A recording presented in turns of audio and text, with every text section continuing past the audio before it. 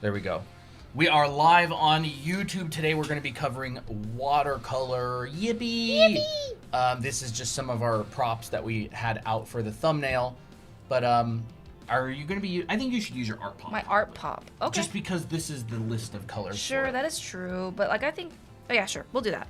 I mean, either one. Either one. I think both of them are super cute. Like this one's heckin' adorable. Yeah, but you're not used to those. I am not. You're used to the art pop. I am used to the art pop. We don't actually have a list of these colors, but we have the list for the art pop there. We're gonna be using art pop today for watercolors. Yes, this is the Art Pop 24 pan set. Don't mind my ugly nasty. Not sponsored. Yeah. That would be sick if we got sponsored by Art Pop. Yeah. But 24 colors. The color list is right here. You know what I forgot? I forgot my water and my So paper YouTube, towels. you can press pause or you can rewind, and I will just put these across the screen for you. I think while you're at it, I gotta go grab some water and paper towel. If you are on TikTok, you can head over to the YouTube channel and you can screenshot those colors. The colors themselves aren't that important. It's the relationships to each other that's more important. But yeah. Hello, Lau. This is going to be so helpful. I really hope they arrive. Yes, awesome. Lexi, Neptune Drop, Dahlia, hello. Dahlia, do you have a watercolor set? Star Pebs, hello. Tart Fart. That is Tart Fart. Probably came from our cat, Toby. Tart. He has very tart farts. Man, he farted so much. When he was a kitten. Hey, Stardust, Casey, the Magical Bush, hello. You use watercolors. Nice almond. No, I wish, maybe someday. Totally recommend it. Totally recommend it. It is great. I mean, I think the benefits of watercolor, you know, maybe we can even write down the benefits of watercolor. Yeah. Why you should use watercolor. Yeah, I would even go, yeah, let's do that. Benefits. Benefits. Well, unfortunately, my handwriting's extremely small, but I have to like draw, we have to draw and stuff. So the benefits of using watercolor. It is inexpensive. Inexpensive. Well, I would say in the long term, it's inexpensive. Yeah, I mean, if you buy a pack of watercolors, you know, it may run you $10 for a tube, but I don't know how much it is. Like that pan set right there, $40. This pan is $40, yes. Christina has been using that 24 pan set for months and months and months. Not a single color is anywhere near gone. It's not even a color is half gone. I would say at most maybe like 20%. Yeah, it lasts a long time. Good watercolors will have pretty good pigment, so Yes. you can have you can use multiple effects. Variety has a variety of effects. Oh, I forgot to say of, but you know, variety of effects. You can get like a Copic look to it. It can look like alcohol markers. That's why It can literally look like oil paint. Yeah, it can look like oil paint as well. If you paint real thick, you should see some of Zorn's watercolor stuff. It's amazing. Just bought watercolors. Glad you're doing this. Awesome. Hey, Rake, welcome back. Sturm Frey, yes, hello. Well, Love watercolor so much. you can have a watercolor. Same here. effect. Nathan Fowkes has a lot of good content on watercolor. You know, depending on how you use it, it can look like you know, just plain old bog standard watercolor, which is very, very faint. You know, it can also look like oils, and it can look like markers depending on how you use it. So that's why I love watercolor so much, is that it's very, very versatile. It's pretty low cost, and it's very. You said like for people who have ADHD, it's actually pretty good material to use. I have severe ADHD, and I will get up and get distracted and go do something for an hour and come back, and guess what? The watercolors are still there. All I need to do is add water. If that was an acrylic, it would have long been dried. Yeah. If that was any other medium, if it were oils and I got distracted and I didn't come back till tomorrow, all of my brushes are cooked. It's reusable. Because all you have to do is rehydrate. Watercolor is great. Yeah, watercolor is really good. I would say the number one thing that I recommend if you're getting into watercolor is get pigmented, very pigmented colors, not the Crayola stuff. Get something nice and pigmented, something that you can get really strong colors with. Artist grade, not kids grade. Watercolors last so long that honestly invest the money into very pigmented colors. Go to an art store, get some proper watercolors. Honestly, if you want a very simple set of watercolors, you can literally just get like an ultramarine blue and a alizarin crimson.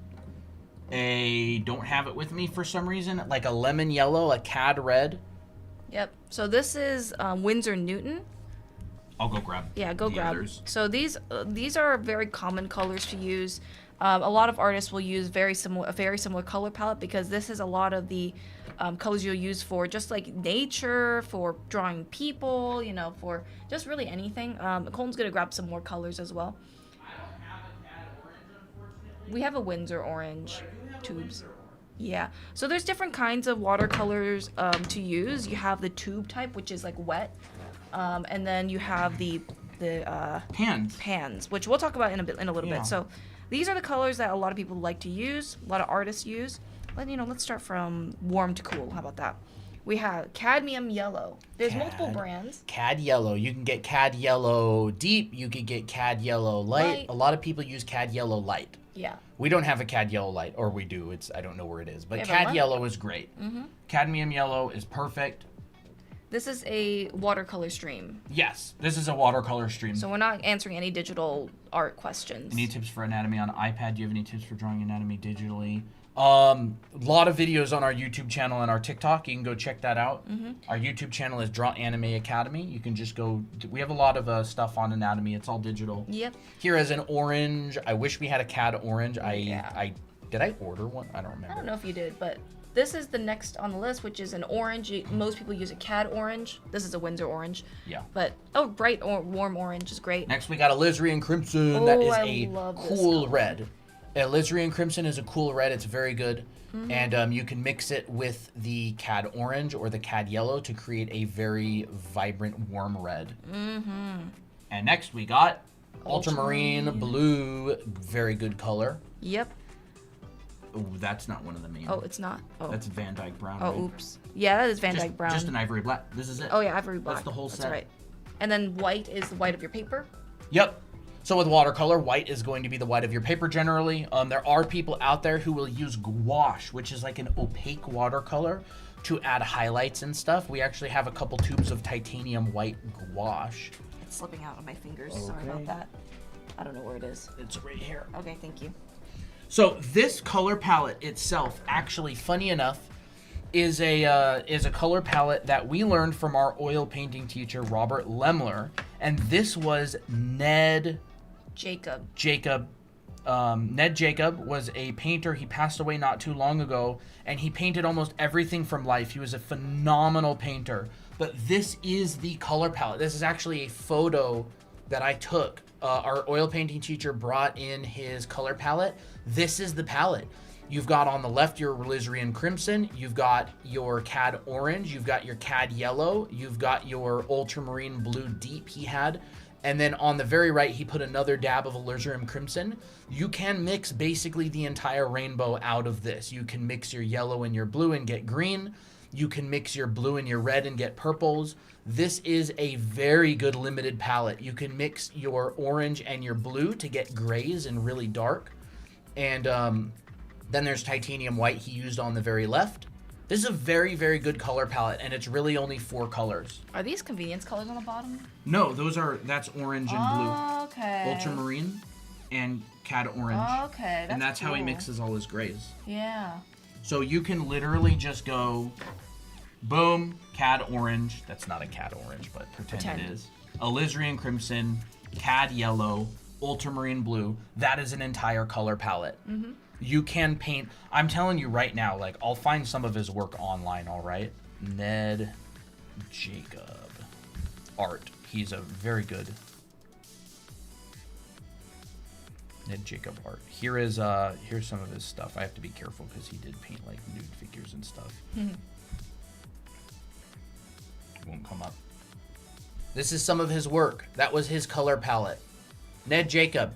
He did paintings from life all over the world. He moved to Africa. He lived with the Indians, the American Indians, for a while. For a year, he actually got like an honorable like name from them. He lived with them when he was young. His color palette was those colors. all of his colors he mixed from that. This is some of his art. He was an oil painter, and it's a really, really, really solid color palette. It is so cool. Really, really cool. His name's Ned Jacob, Nedjacob, born 1938. He unfortunately passed away recently. He was a really good friend of our teacher that we're taking. Look at this. That's beautiful. Oh, I love that. He did basically all of his painting from life in person, and these all took about an hour, hour and a half, That is our teacher was saying. crazy. Look at that. Gorgeous. This was his color palette. Those 4 colors. He didn't bring a lot of colors because he painted everything from life and he did a lot of traveling. So, that's What? the kind of the basics of like a watercolor introduction. And I actually never did tag the Discord server, did I? Oh, you didn't? I didn't know that. Let's go back to content updates and go water. So, Color lesson today. the materials that you'll need for watercolor is watercolor paper. I really recommend a kind of thick paper. This is what kind of watercolor paper did you grab this from? There's just that blue one I got, the Canson okay. cold pressed This is Canson cold pressed watercolor. These are actually pretty cheap. watercolor paper. Yeah, watercolor paper. Did I say canvas? No, you just said watercolor. Oops. Yeah, you can actually get away with doing watercolor in a sketchbook as well. You just have to use very little water. But I would really recommend watercolor paper. Yeah, it just absorbs water better. So this is the watercolors I'm going to use. Art Pop 24 pan set. This has a good variety. And we'll talk about how to do some color theory as well. And here's like all the lists as Colton showed earlier. You'll see a lot of these colors that we showed earlier on this here, like cadmium yellow, cad orange, alizarin crimson, ultramarine blue, burnt, and all that stuff. So yeah. Let's see, where to start with how to use watercolors. Yeah, honestly, it's really cheap to get into watercolor. It's not expensive. You can pick up pretty much everything you need to get started. Like, even if you only just get a couple of colors, I would really recommend that palette earlier. You saw that. That was basically the whole rainbow. And you can also mix grays by mixing the cadmium orange and ultramarine blue together. So 4 colors. 4 colors. 4 colors. And you can pretty much get the whole rainbow. It's really, really well from it. Yeah. It's a great palette. We used it in our class a lot. But you can also pick up one of these types of things if you want with a lot more colors. These are very convenient. A lot of them are considered convenience colors. Basically, you could mix them. Like yellow ochre is a convenience color. Yellow ochre is right here. Right there. And it's basically a really dull, warm yellow. It is a desaturated, warm yellow. You could absolutely mix one of these yourself with a cad yellow and some other colors, but it's a convenience color. You don't need to mix it if you have it on your palette. So it just depends on what you want to do. If you want to have a whole bunch of convenience colors so you don't have to mix them, or if you just want to go with the basics. How do you remember the color names? You paint a lot. You paint a lot. And How do you remember memorize. your friends' names? Make friends with your paint palette. I don't have friends. You see people. It's repetition. Repetition is how you remember stuff. I'm trying to figure out what's a good way to see the palette. I don't know. Okay. So, Hey, Katsua. now you have your watercolor paper. I have a Yes. brush. This is one of my favorite brushes to use, which is a round 6. Yup. This is very hard to see. You have to put your hand under it. There you go. It's feel like just a makeup bog guru. standard round 6. Yep. This has a lot of good textures and stuff. So, how to apply watercolor onto the paper? My mind is like a goldfish forgetting everything.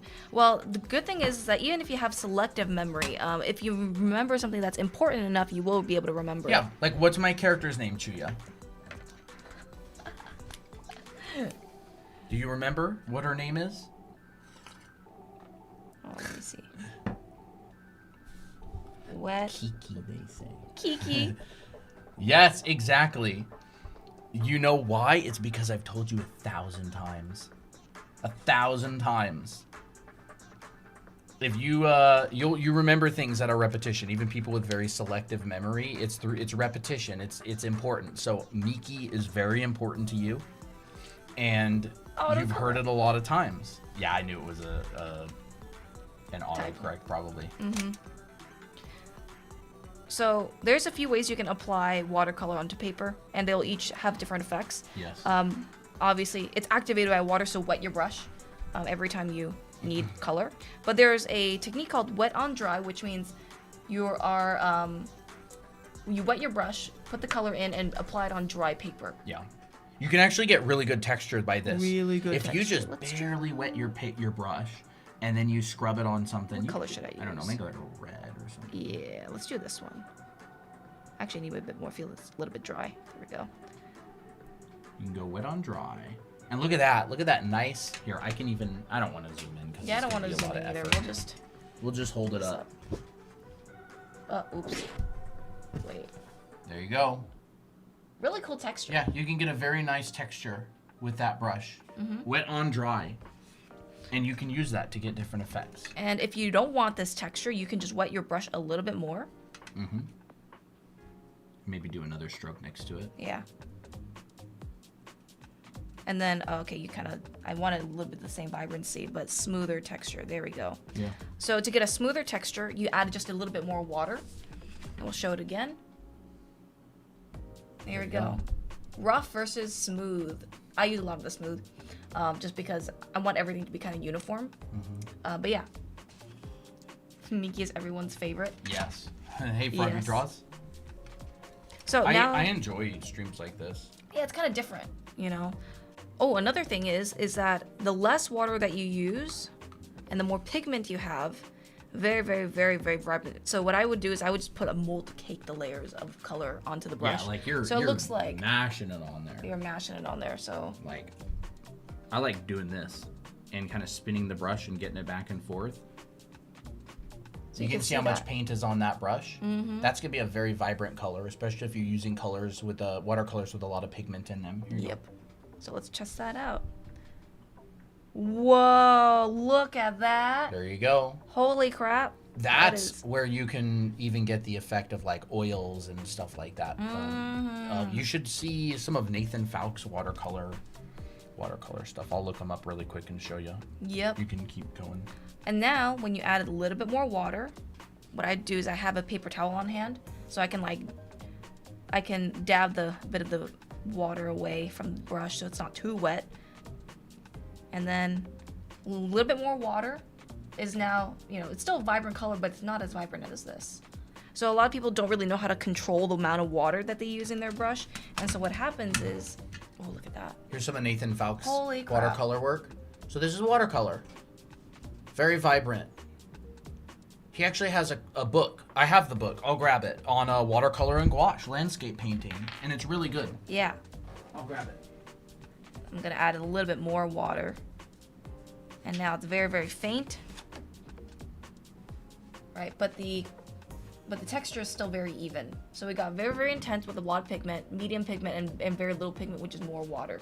I think a lot of time people would mistake that, if you have to do watercolor, you have to put a lot of water and then your colors look like this. And you're like, why isn't it turning out the same way? It's because this is what a lot of people end up doing. This is what I used to do a lot for watercolors. I would use too much water, and then all of my pigment would just like look really, really really watered down, not as vibrant as I want. So another good thing about keeping your brush pretty wet is that you can do multiple strokes, and if it's still like dry and stuff, you can get really nice even texture, just like that. And if you let it dry, you're gonna get like this kind of layered effect, which, I mean, if you want to do that you can, but keep it, if you want to continue that gradient, keep it wet. But anyways, Colton's back with the book. So Nathan Fowlk's has a book. This is the name, by the way. Nathanfowkes. This is called How to Paint Landscapes Quickly and Beautifully in Watercolor and Gouache. This is what the cover looks like right here. It's a pretty good book. He talks a lot about his process, but you can actually see that he uses watercolor and gouache to paint this. Like I said earlier, gouache is kind of like an opaque watercolor where it will cover up things underneath of it. You can't see through it. Watercolor is pretty transparent, but gouache is quite opaque. And they're both water-based, so you can use them together. And he'll have like a little setup that he uses when he goes out and does plein air painting. Just like this. There's the suggested materials if you want to check that out. But he is a really, really amazing artist.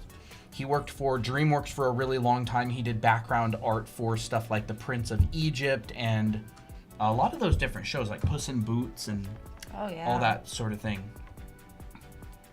But he uses a lot of watercolors. He's very, and I mean very, experienced and adamant about watercolor stuff. You know, here's some other stuff of his. It's crazy how it doesn't even look like watercolor. This is all watercolor and gouache. I think he really only uses like one kind of gouache, mostly just white. Wow. But a lot of artists will do that. They'll use a mixed media. So for example, James Gurney, he would go and use watercolor, but then he would use some gouache, and then he would use like a little bit of colored pencil on top to create different effects and stuff. So it's a great medium. If y'all are thinking of breaking into doing traditional art and you want a little color, you want a little art pop, I would recommend watercolor. You know, just get a couple tubes. You could get those 4 tubes, the limited palette that we talked about earlier. There's a few brands. There's Winsor Newton. Yeah, there's some pretty good brands. And this is Daniel Smith. Both of them are pretty good. Daniel Smith is good. Winsor Newton's Daniel good. Smith the more cheaper option, I think. I think there's different series of each of them. Yeah. Oh, series. Oh, yeah. Talking about series. Series basically means how much pigment is in. Yeah. Is in the paint. Like series 1 has less pigment. Series 4 has more. But certain paints only come in certain series. Yeah. What type of paper do you use for watercolor? This is just Canson cold pressed watercolor. Most watercolor paper is cold pressed, so that means you'll see more texture in the grain. If you get hot pressed, that looks more like smooth paper. Yeah, is that Miki on hot press? Yes, this Miki is on hot press. The Miki is on hot press. Yeah, so you'll see. I'll take this out of the sleeve, but this is Arches hot pressed, and you can see a lot less texture on the paper if you look closely, as opposed to this right here. If I turn it, you can see there's a lot more texture there on the paper. But they're both good. You can get really big sketchbooks of watercolor paper. We recently just got like a buy one get one free on the cold press. Gouache is very expensive though. It is very expensive. So usually people only just buy a tube of white. Yeah. Thank you. All right, so now the next kind of look is wet on wet. So I love using wet on wet for like a really simple wash. So if I need to like paint a big area and I want to keep it even, I would wet the paper first and then apply the color. So I would go in with my brush and I would just like wet a specific area. Now this is already tinted with red, so you would clean your brush, you would clean your water first before doing this, but whatever. So now my water is pretty. Your paper is pretty wet. My paper's Yeah, pretty there wet. you go. You can see a bit of a see shine. that reflection. Yeah. Little wet spot right there. Yep. And then you can take pigment and you can put it in there. So this, because the water's already wet, you can see that the paper. Water is wet, yes. Yeah. Oops. The paper is already wet. You can see the texture of the paper more clearly. Water is very wet. Yeah, the water's very wet. Straight up water, unless you're talking about like dry water. Dry water. I mean, there is hard and soft water. Quoted. Lau, are you Are you replacing stuff maybe? So look how like evenly the paint distribute through this wet spot. If I were to do this just with like dry on wet, it would like smear and it would get very uneven texture. Which you could want. That could be something that you want, because remember, when you're rendering something, you will see texture show up in certain areas, right? When light is hitting something at an angle. So for example, if I take my phone and I turn the flashlight on and I shine it like this, no texture. If I take it and I turn it and I shine it at a very sharp angle, look at all that texture that starts to show up. See that? On the paper, yeah. You can see the texture on the paper quite a lot. Just like that. And if I get it really close there, look at all the texture on that paper. The little bumps. And if I shine it from like a perpendicular angle, no texture. You can't see it at all. Very, very, very little. So remember, when light is hitting a surface at a very steep angle, you get a lot of texture usually. If the surface is textured, so you get textured on core shadows because cores are where the light is hitting the surface at a very steep angle. So if you want to go, oh, I want more texture in my core shadows, you use maybe dry brush in the core, and you can get more texture in those core shadows. So if you really want to level up your art, if you're like an amateur artist and you do say like commissions and you want to start being able to charge more and get better, those sort of like principles are what will level you up. Like for sure, they will level you up like crazy because those are like those professional techniques that all the pros use. Yep. Now what are you working on? I'm doing a little thing here. So this part, this patch is already dry. This is wet. This is one of the mistakes I made all the time was I would never be patient for the water to dry. The water to dry? What am I talking about? The paper to dry from the water patch.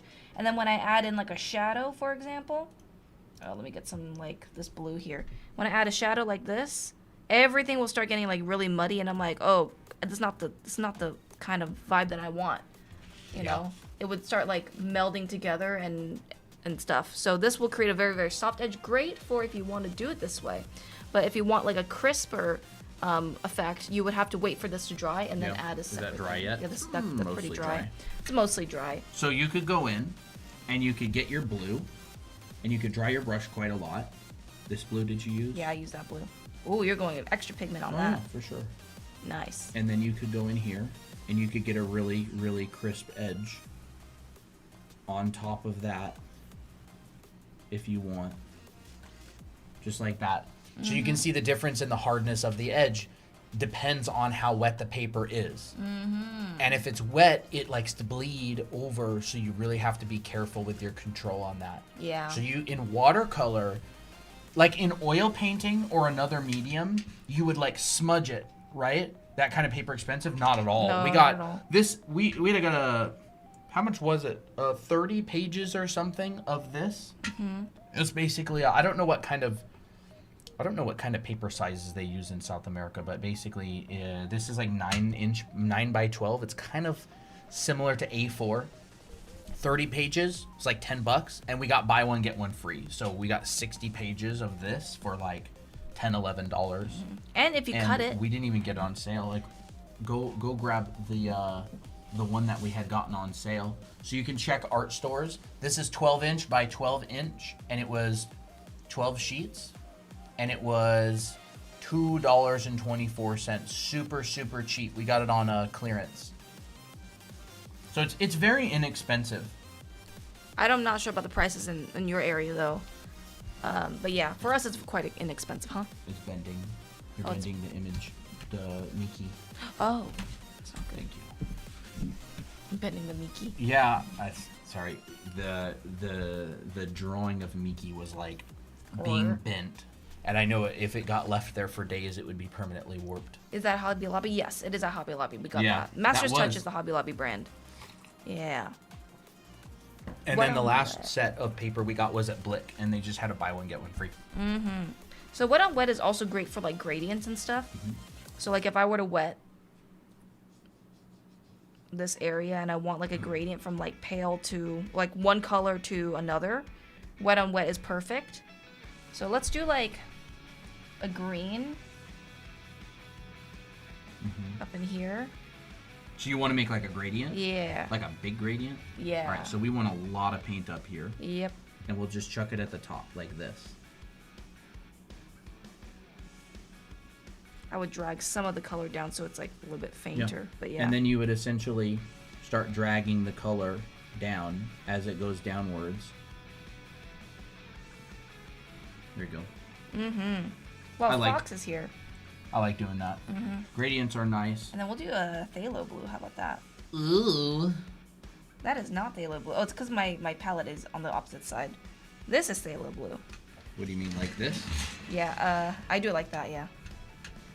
And now just drag it up. And look how nicely these colors are blending. Gorgeous. Hey, Jayha. Hey, How's it going? Jayha, I haven't seen you around in a while. Are those Art Pop markers? No, they're watercolors. Watercolor. But they are the Art Pop ones, yes. And I've actually been using my Sennelier. Is that how you say it? Yeah, I think so. I've been using my Sennelier watercolors. I really like these. I really, really wish I had something that was more of pinkish and more of like a cyan. But other than that, I really like it. Would have been here sooner, but I got held up with school. Rip. Rip.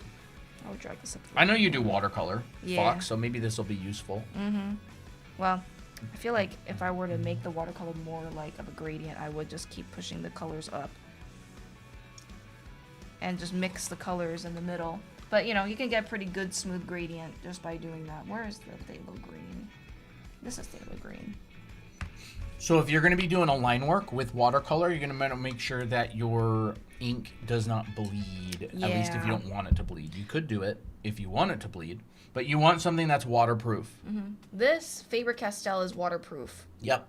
The Pit Artist Fude Nib pen. Or any Faber-Castell that has India ink, it's waterproof after dry. Yeah, so your India ink is going to be waterproof. Mm-hmm. How would you draw a kid's comic book character? We're just talking about watercolor today. Yeah, we're just talking about watercolor But another stream where we're doing whatever tutorials, feel free to come back and ask. Yeah. So I would say like that's the basics of how you can apply watercolor onto paper. Mm-hmm. Each will have different effects. So we can talk about color theory and stuff. Micron is waterproof too, yes. How do you do something like blush with watercolors? Okay. I did blush on Mickey. Yeah. I'll show it. Do it. You could do hard or soft edge. What I would do, okay, let me just paint. Let me just do like a little head right here. Hopefully you guys can see this.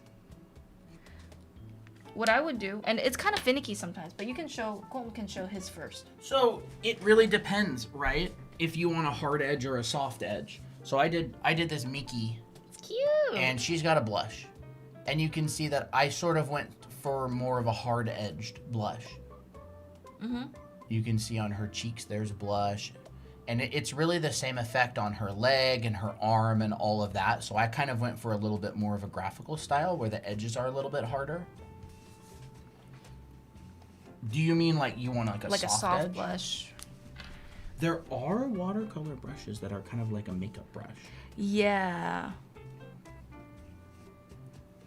All right, we'll do this in server fan art. Yeah, I added a darker line work around Miki and Miko today. Oh, it's so cute. Miko also has a blush, by the way.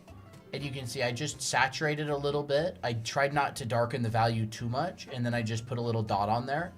And then I'll like just dab it with a paper towel. If you go too hard, just hit it with a paper towel before it dries, and it will pull up most of the pigment. So this is what I do. I will wet the area that I want blush to be in. Not a lot, but like enough that it's kind of damp. Mm-hmm. So I'll kind of put in the shape, and then I'll take like my red or whatever, and I'll just like dab the edges. So right now this is like very, very, very, very bold. So I would go in and dry my brush, and I'll start pulling the edges towards the center so that I'm like distributing the color a little bit more. And that's going to give it a soft look. Yeah, I was going to give it a soft look. As opposed to look. what I did, which was like a hard look. Yeah. So it looks like that. Yeah, and if you want it more blushy, you can just add a little bit more red. Mm-hmm. What, did you grab this one? Yeah, I grabbed that one. And you can just hit it and pull. It's kind of like oil paint in a way, where you can pull things. Yeah, I need a bit more water to just blur the edges. No, I was kind of trying to pull it up. I don't have a paper towel in my hand. Oh, okay. Yeah. So this is like, you get that. Just trying to get to the paper towel, but it's all there. And you can pull it up with a paper towel and soften it. Mm-hmm. But it's sort of like this effect, right? Like the effect up here. You can just do it, except imagine that's like a blush, right? I mean, what I can even do is I need to wipe this really quick. I would just like dab my brush, and then I would just like blur the edges by making the edges wet. Mm-hmm. And then that spreads it. That can spread it pretty good. And there we got blush. How to make strokes less streaky. Thank you, Lindsay. That's very nice. So if your strokes kind of look like this, and then you wait for it to dry. What do you mean streaky? Like you see a lot of texture? Yeah. I guess, what do you mean exactly by streaky?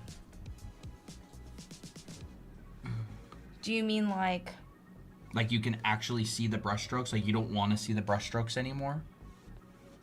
Like you see a lot of mixture of hard lines than light lines? okay. It's probably because your your paper's drying a lot, and then you're basically adding color after the paper's dry. So like for instance here, if I add paint on top of this is already a dry spot. And if I add more pigment on here, I'm gonna get different variations of transparency. Yeah, can you move your microphone away? Sure. I think it keeps getting hit. Over and Okay. over. Right, so maybe you're waiting too long and then the paper already got dry, and then when you add another stroke, it like looks streaky like that.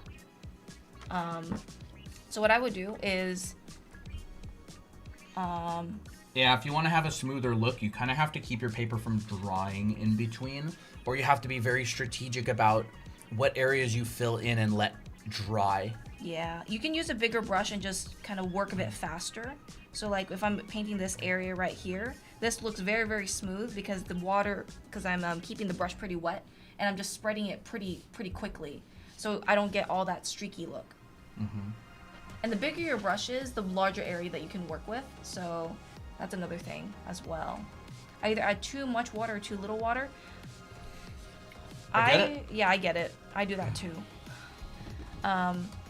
I like to go with, I don't know, you kind of get a feel for how damp you want the brush. Yeah, I'll just dip the tip of the brush.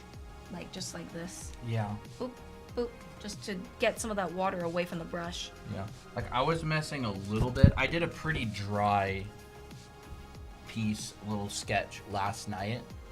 And you can see that, I think this was last night.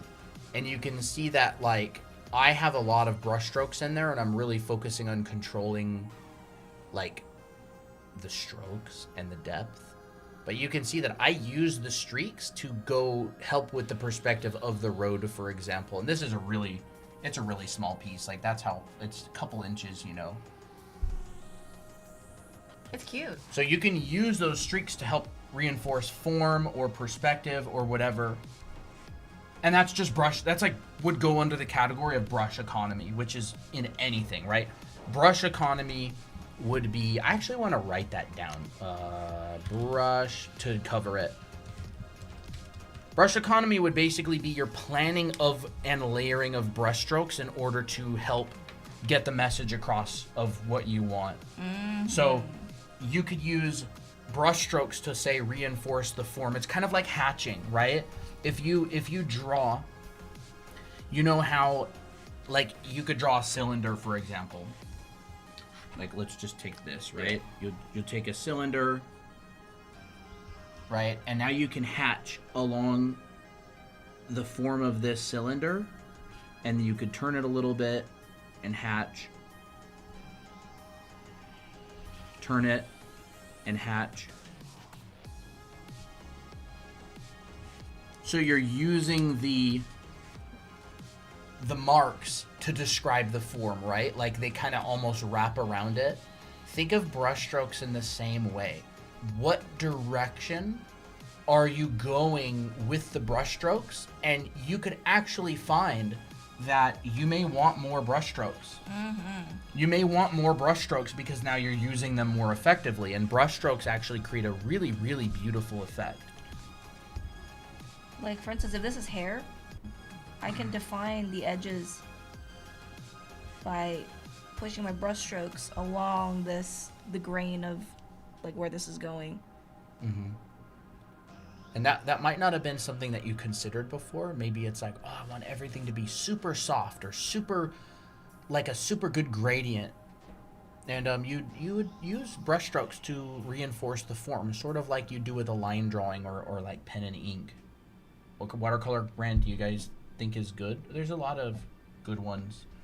Any brand with a lot of pigment will, or any set or watercolor that has a lot of pigment, I would recommend. Winsor Newton, Daniel Smith. There's a lot of brands. I'm not super familiar with all the brands. What was that one? The green was from the leaf green. H starts with an H. Is it a German word? Maybe. I don't remember. Maybe it's like a Japanese word or something. Yeah. But they had a. This is cool. There's a lot of good brands out there. Look at how interesting this is with the wet on wet. Look at all those marks. It's like all like swooshy. It's like the stuff. ocean from above. Yeah. It's it's like the ocean from above. Like land is up top, and then it gets deeper. Oh yeah, I was thinking like this could be like a cool wave. This could be like the sky.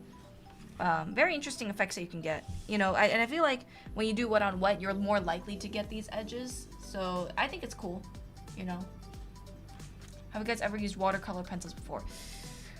No, I never have used it. No. I never used it. I don't really know how they work very much. I have used watercolor markers, and then I dragged it with water before. So like for instance, I'll pull it out real quick.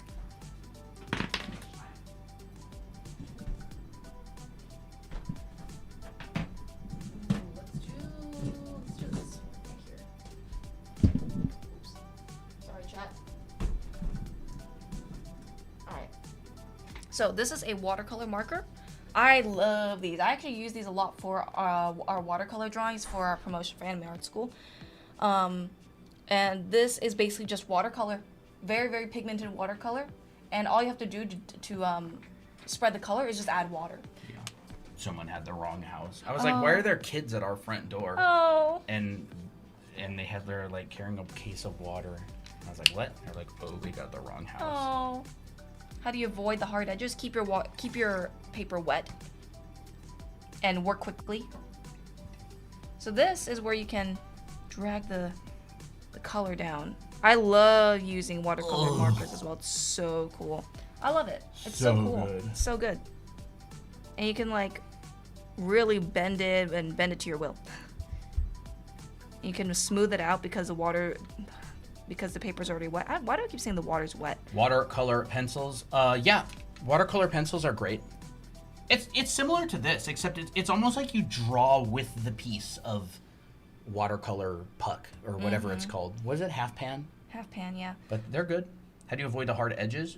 Keep your paper wet. Keep your paper wet. So like if I'm adding another color. But if you don't have any hard edges in your image, it's gonna look terrible. Yeah. There has to be some sort of a balance between hard and soft edges, or else the whole thing looks like you lost your eyesight and you need glasses. Blueberry, we're not doing those kind of tutorials today because we're only focusing on watercolor. Yeah, maybe later in stream if we decide to switch topics. Yeah. So, you want to talk about color theory? Yeah, we could talk about that a little bit. If you want. You want to switch? Sure. Yeah, Like we can talk a little bit about it. My chair is so low. You can add another paper if you want. That's all good. I think I'm covering warms and cools. Cool tone of different colors.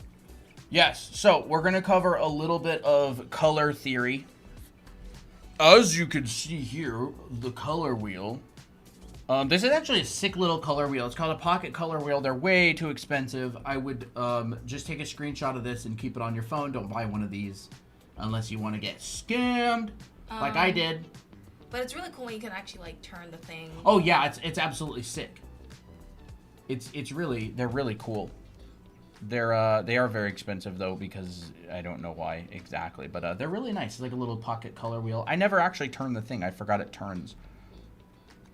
Well, that's why but anyways, color mixing cheat sheet. We're not gonna go crazy into color theory today. I like to teach color theory in like a really practical way, not like an academic way. Probably like $10-15 for this. Like I think it's a lot. It's not like 50 or anything.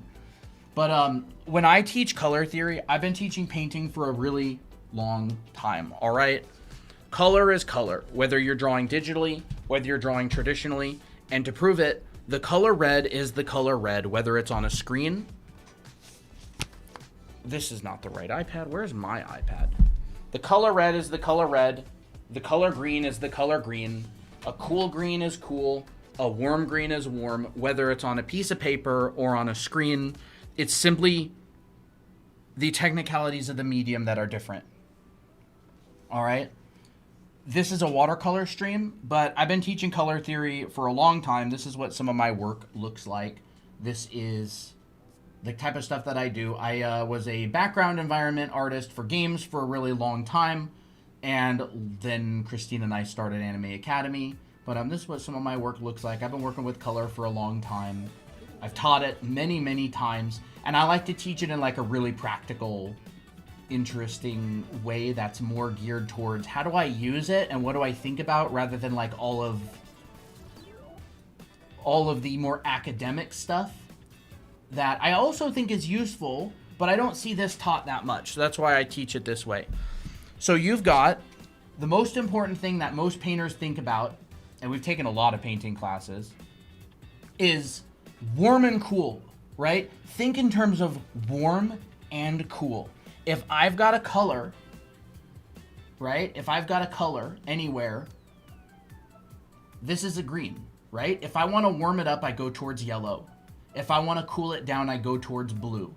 And all you really have to think about is, where is the split of warm and cool, right? It's kind of like here, right? Your orange is pretty much your warmest. Your kind of like orangish yellow is your warmest.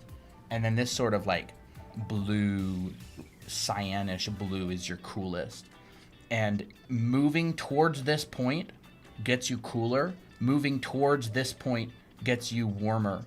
And if you find that your paintings a lot of the time look dull or boring, think about, am I working with a cool palette or a warm palette? Am I working with, and I don't really have anything to show right now. Let me find an artwork of mine, right? So for example, this piece right here, right? This is a very, very warm palette. And you can see if I zoom in here, all of these shadows are cool. So I've taken this grass color, very warm green, and when it goes into the shadow, I've gotten cooler, all right? But you can also flip-flop that. This is a warm light with cool shadows. And let me look for a piece that's a cool light with warm shadows, like probably this one more so, or most of mine that I have digitally. I should probably paint a couple pieces that are the opposite, shouldn't I? Well, apple. Let me try to find one that's the opposite. You can tell I have a preference. Yeah, I think it's good to have preferences. Maybe I don't even have a single example on my iPad of this one. I finally found one. So this is an example of cool light and warm shadows. See? This is cool light hitting this. You can see this purple in the light has been brought towards red in the shadows. So this is a cool light, warm shadow, because cool implies something else is warm, all right?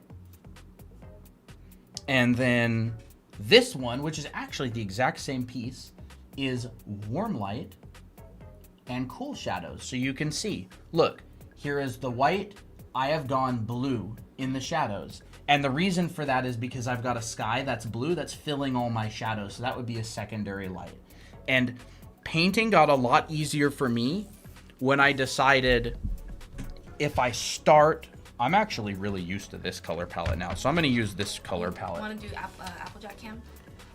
Sure. Oh, that light's not on. Can you turn it on? Not? Okay.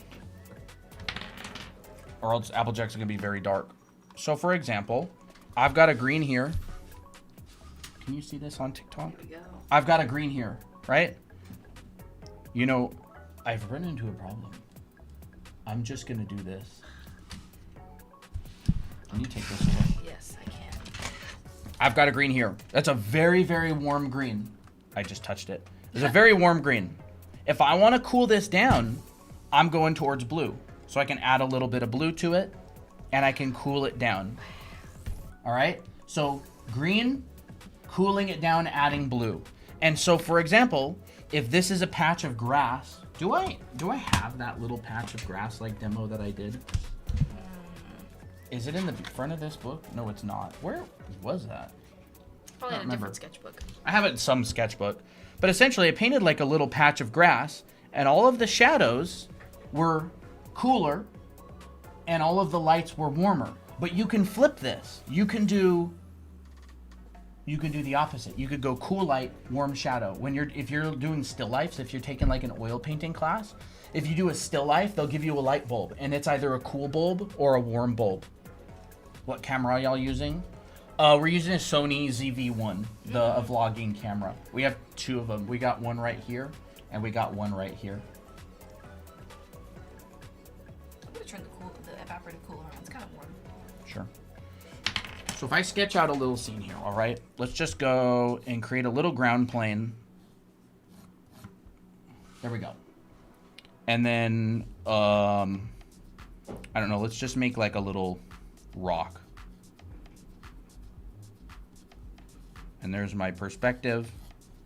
And I've got like grass coming over that, right? And then my lights, let's say it's coming from the left.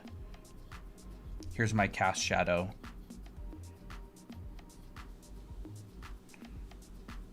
So I'll plan my lights and my darks, all right? So here's my shot. This is a grass field. This is a rock. In this, it's gonna be in shadow.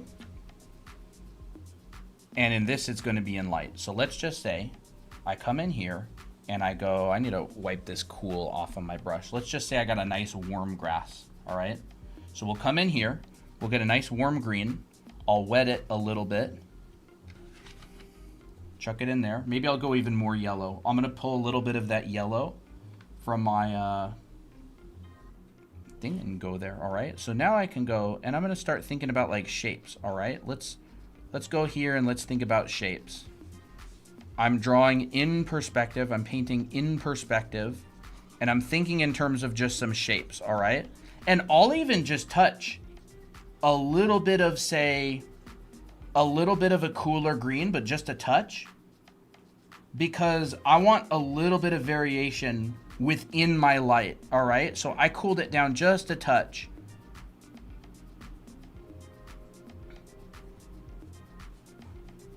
Because remember, like, you kind of want to wiggle your colors around a little bit. Wow. So if I add blue, orange, it will be a warm blue. That will go through gray. Because they're complementary. If I add to blue, orange, yes. So complementary colors are on the opposite sides of your color wheel, and they're going to mix to more gray. So it's going to, if you add blue to orange, it's going to make it much more gray. But yes, it would cool it down. So the funny thing is, gray next to blue is a warm, but gray next to orange is a cool. So gray is a neutral. And the answer is yes, it would be warm compared to the blue, but it would be cool compared to the orange. So it's a neutral, and gray is really important. But anyways, as well, like an ultra, I would say the warmest blue would be even more towards like violet. So you can even try adding like a red to your blue to create like this kind of color right in here. And so you can like have like a cool blue with a warmer blue like this, and you just add red, alizarin crimson. That would work as well. But if you add orange, it does neutralize it, which makes it gray. Yeah. So if you would want to, what was the question originally? So if I add blue orange, it would be warm blue. Yeah, I mean, if you wanted to warm up your blue, a lot of the time you could go either towards violet, or you could go towards violet, but you could also just go towards gray. It'll both warm it up, because gray is warmer than blue. That's true. And violet's warmer than blue. So it's kind of up to you what you're doing with your color palette. So here's my lights, and I'm actually going to come in here and I'm going to add a lot more yellow in certain areas as well. It's very nice painting so far. Hi, I'm an oil painter and tried watercolor teaching myself, but always so confused. I love oil. Awesome. We've been doing a lot of oil painting lately. It's a very fun medium, very different than watercolor. See, now I'm going and I'm gonna really. You're getting a very intense yellow. Yeah, and I'm kind of exaggerating a little bit to show, but there you go. So you can see. Look at this. Inside of this grass, I've got cools, I've got warms, but it's all in the green family, and I'm not going towards blue. And you can see that I'm really using the brush, like I'm letting some of it dry, and then I'm letting some of it blend together. So you get this really interesting texture. All right. And so now I'm going to add the shadow of the grass. So the first thing that I want to do is... Asta says, do you have a course? On this, no. But we do have classes. Yes. Oh, they're not showing. Oh, my bad. Right here? Yeah. So this is where you got to be careful. I want to keep the integrity of my overlaps. And I'm going to have to be really careful when I'm painting this watercolor to... Let's just do this, get some greens. I'm gonna have to be really careful when I'm painting this to make sure that I can keep the integrity of my overlaps because, again, like I want to create depth, right? If I want to create depth, where's my... How do you do that? If I want to create depth in grass,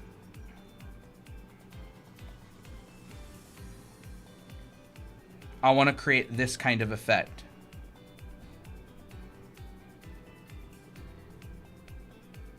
Remember what we're always saying on stream, how to create depth? Overlaps. So I want to try and do this with overlaps right here. So I have to be really careful that I'm not working on a wet paper. Do you just put the warmer and cooler colors on randomly? Yeah. It's kind of like a natural distribution. Like, I mean, kind of randomly. It's like big, medium, small. It's kind of your general design principles. So big, medium, small, close together, far away. All these like design principles. There's a shadow. So pretty. Right? And then I could go, I could go in here. And like what we could even do is, let's just say there's like an object over here and it's just like casting a shadow. I don't have watercolors, but I do have alcohol markers. How do you color them? Very similarly, actually, and it depends on like your piece, right? If your piece is the majority of your piece is like very light, I would start with lights and then layer with darks later. I've used alcohol markers before. I always generally prefer starting lights and then I gradually get darker. That's how I would do it. There we go. Wow. So like everything that's in light is in the warm green family. Everything that's in shadow is in the cool green family. Why? Because I said so. Like, that's the rule I made for this painting. I could have swapped it. I could have said everything in light is in the cool green family, everything in dark is in the warm green family. I could have said everything is light is in the, whatever, warm green family, and everything in shadow is in the red family. Like, maybe there's red bounce coming from somewhere else. Make a decision and stick to it, and make sure that your values, you keep the integrity of your values. All right? Like, you don't have to do the same colors that I do.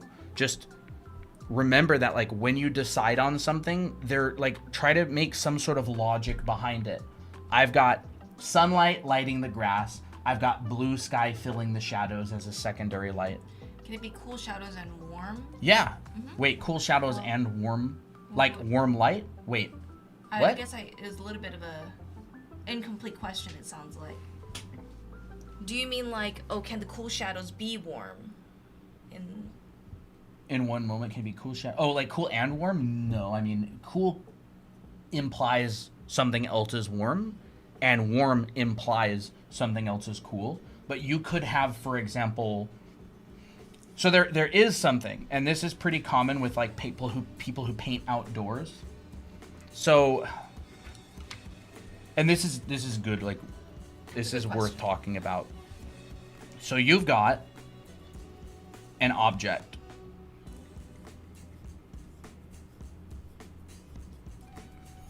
And that object is sitting on, say, a surface.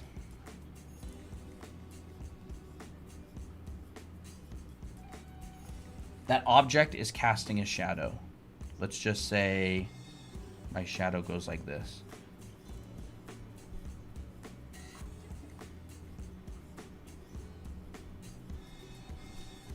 And my shadow goes like this. So with outdoor painters, a lot of the time what will end up happening is you'll get warm light hitting the ground. You will get skylight, which is blue, coming through here. And you will actually get the warm light from here will bounce up and go into the shadow. So you'll get warm, very warm bounce.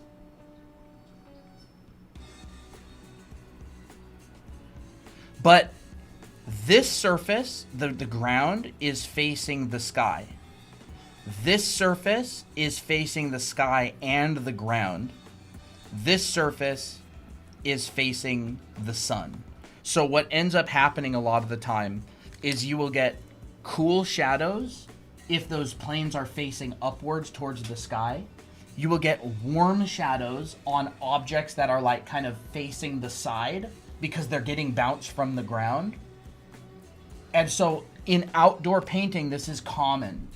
If you're painting from life, if you're painting from observation, if you're creating a scene from your head, you've got to consider primary and secondary and bounce lights. So yes, that's absolutely true. You'll sometimes get that. Christina, thank you for the gifts. Very nice. What's up? Very Oh, nice. thank you very much. What type of watercolor do you use? I'm using this Sennelier 14 set watercolor palette. Aaron Yeager, there is a video on how to make eyes symmetrical. We're not going to cover that today with watercolor, but you can check out our YouTube channel.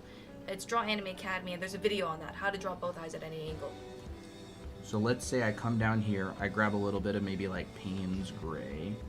I grab, and I'll try to, I want to mix like a dark warm, right? So maybe I'll grab some of this orange here, and I'll come in here. And I'll grab some of this and come in here, and maybe that would be dark enough. I can add a little bit of blue to it, darken it down, neutralize it a little bit. I feel like that feels pretty good. Very nice. So maybe I'll come in here and I'll fill some of this shadow with this really dark color like this.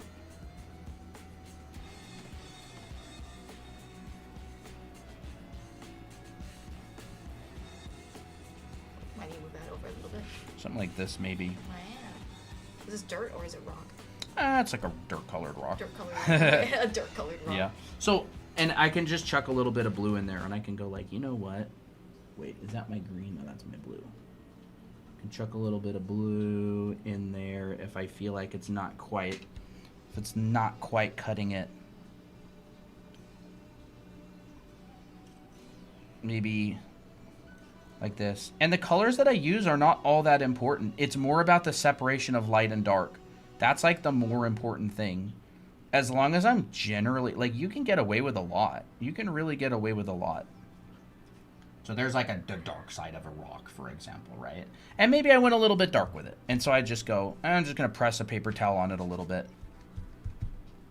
You can even dampen the paper towel a little bit if you want. Definitely could. To push the color out. Maybe I'll just do that.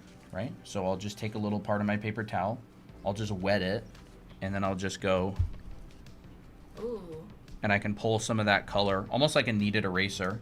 That's cool. Pull some of that color off. And it gives me almost like a little rock texture in there. Yeah. And then let's do the light side. So I'm going to do like a really pale honestly, brown. The white of the white from the paper actually makes it look like it's glowing, which I think is really, really cool. Yeah, it's kind of cool. And so that's what I think about when I'm doing this. And I've actually never done this in watercolor before, so I'm kind of figuring out how to do it. Let's add a touch more yellow. Let's make it a little bit warmer. Maybe a little bit more of that.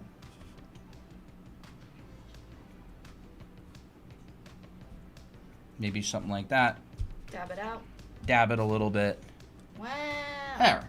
It's like a cute little watercolor scene. But my main point is, I've decided in the beginning, my light is warm, my shadows are cool because of the sky, and I could even come in here and create a little bit more warm bounce in the shadows. Like, say I want to grab something really warm, maybe like an orange and like a brownish or whatever. Jaden asked, do you do material lessons? Yeah, I do. Yeah, Colton is the material and rendering teacher of the two of us. You want to show some examples of your... that could work pretty well. Yeah. You want to show some examples of your material rendering? Yeah, we have a school online, and I teach the iPad does not work. I guess that works now. Here we go. And yeah, I go through some various materials. Here is wood with barbed wire on it. Here is like an iron material. Grass. Stone. Boba cup. But he's using those exact same principles digitally onto traditional, Space so it's heater. all the same. Look at that little knob. So you can see that like I'm layering. You can see that there's a layer on top. That's this wire mesh, and then the part inside. But this is all digital. I don't teach this stuff traditionally at the moment. What course is it?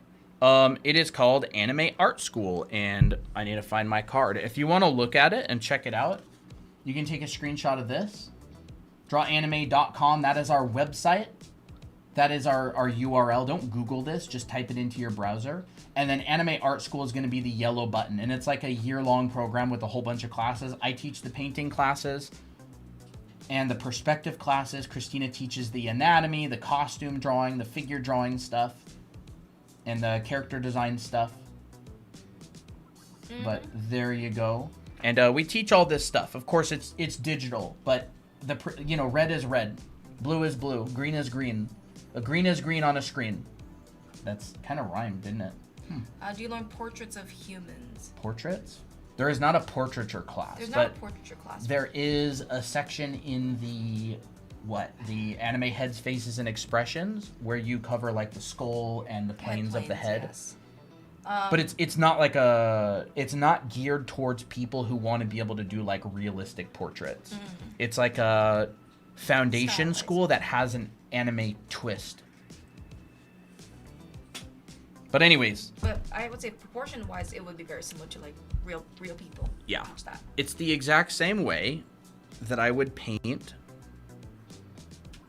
Of course. Where? Okay. Where did my... Is this... No, that's the stinking Stream iPad again. I was like, where is everything? Here we go. It's the exact same way that I would paint, and I did paint, this. Right? I literally just use the same colors. Like, this is kind of a comfort zone for me. I like going really saturated. I like very stylized colors. I love that purple. Very greenish. saturated with the green. Very, very bluish. And you can see, look at this. Red container, or a red barrel, right? That turned very, very cool. It's almost like an alizarin crimson, or like a purplish. If you go over here to the one in light, very, very vibrant, bright red. Like that. And you can see it. It's the same. Like, it just reads off of values. Like, this one's almost monochromatic. I just added a couple of little yellow lights and stuff. But you can see that, like, it all reads off of the value. The value is the most important thing. And the colors, as long as you keep some sort of logic behind it, you're pretty safe. You're pretty safe. What show? I don't... What were we talking about? What show? What show were we talking about? We watch one episode of Cardcaptor Sakura every night. Yeah. It was good. What happened? She made a present for her great-grandpa. Yeah. And then he got emotional and apologized to her dad. Episode 50-something. 55 or 53, I don't remember. But you can see, I'm also playing with the hard and soft edges, right? Look at this edge. Where is something that I can point with? A brush. All of this in here, Soft. I have like low value contrast, right? Low contrast. Even though there's differing colors and there's hard edges in there, the contrast is really low. So it doesn't grab your attention. But as soon as you come over to this shadow right here, very high contrast, very crisp edge. As soon as you come to this shadow, high contrast, crisp edge. So the value change is extreme between the light and the shadow. But right here, the value change is not extreme. So I can use a very hard edge and it doesn't grab your attention. Not as much as the light and shadow. It kind of just gives a cool little effect. Like that. Very nice. People will probably wonder how you paint water with watercolor. I mean, it's just creating those same Shapes and those same shapes. I would do like a gradient first. Yeah, probably a gradient. I would like draw the caustics, and then I would create a gradient, and then I would leave the caustics in like a very like just separated. Yeah. But, yeah. What else do we have to talk about? Brush economy, creating pale colors, creating bold colors. Pale colors, you want less pigment in there, so you'd probably dab your brush. You know, I still have some paint on here. Interesting. Feel free to ask what other kind of watercolor related questions you'd like to know about. Wow, look at that. Well, as soon as I added that green in this red, it kind of neutralized and became more like a gray tone. That's very interesting. What about watercolor in digital painting? You mean like how to get a watercolor effect in digital? Yeah, I mean, you just want something that mimics. Low opacity stuff, probably. You would want something that mimics it. There's some pretty good watercolor brushes out there. I don't really do watercolor type stuff in digital. Yeah. I haven't really messed with trying to achieve a watercolor look. So you'd probably want to look up some specific tutorials on that. There's probably some pretty good watercolor brush packs out there. I'm sure Procreate comes with some of them. I would say if you want to have like a watercolor like effect like what Colton was doing, it's like maybe find a low opacity brush that has like edges that are a little bit darker. But it would be more like specific to if someone created a brush that had that effect. It's kind of hard to do with just basic brushes. Yeah.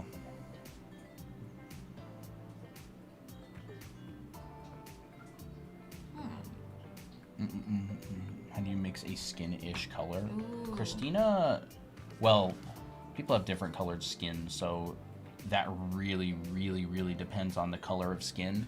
And the second thing, it depends on the color of light that's hitting the skin.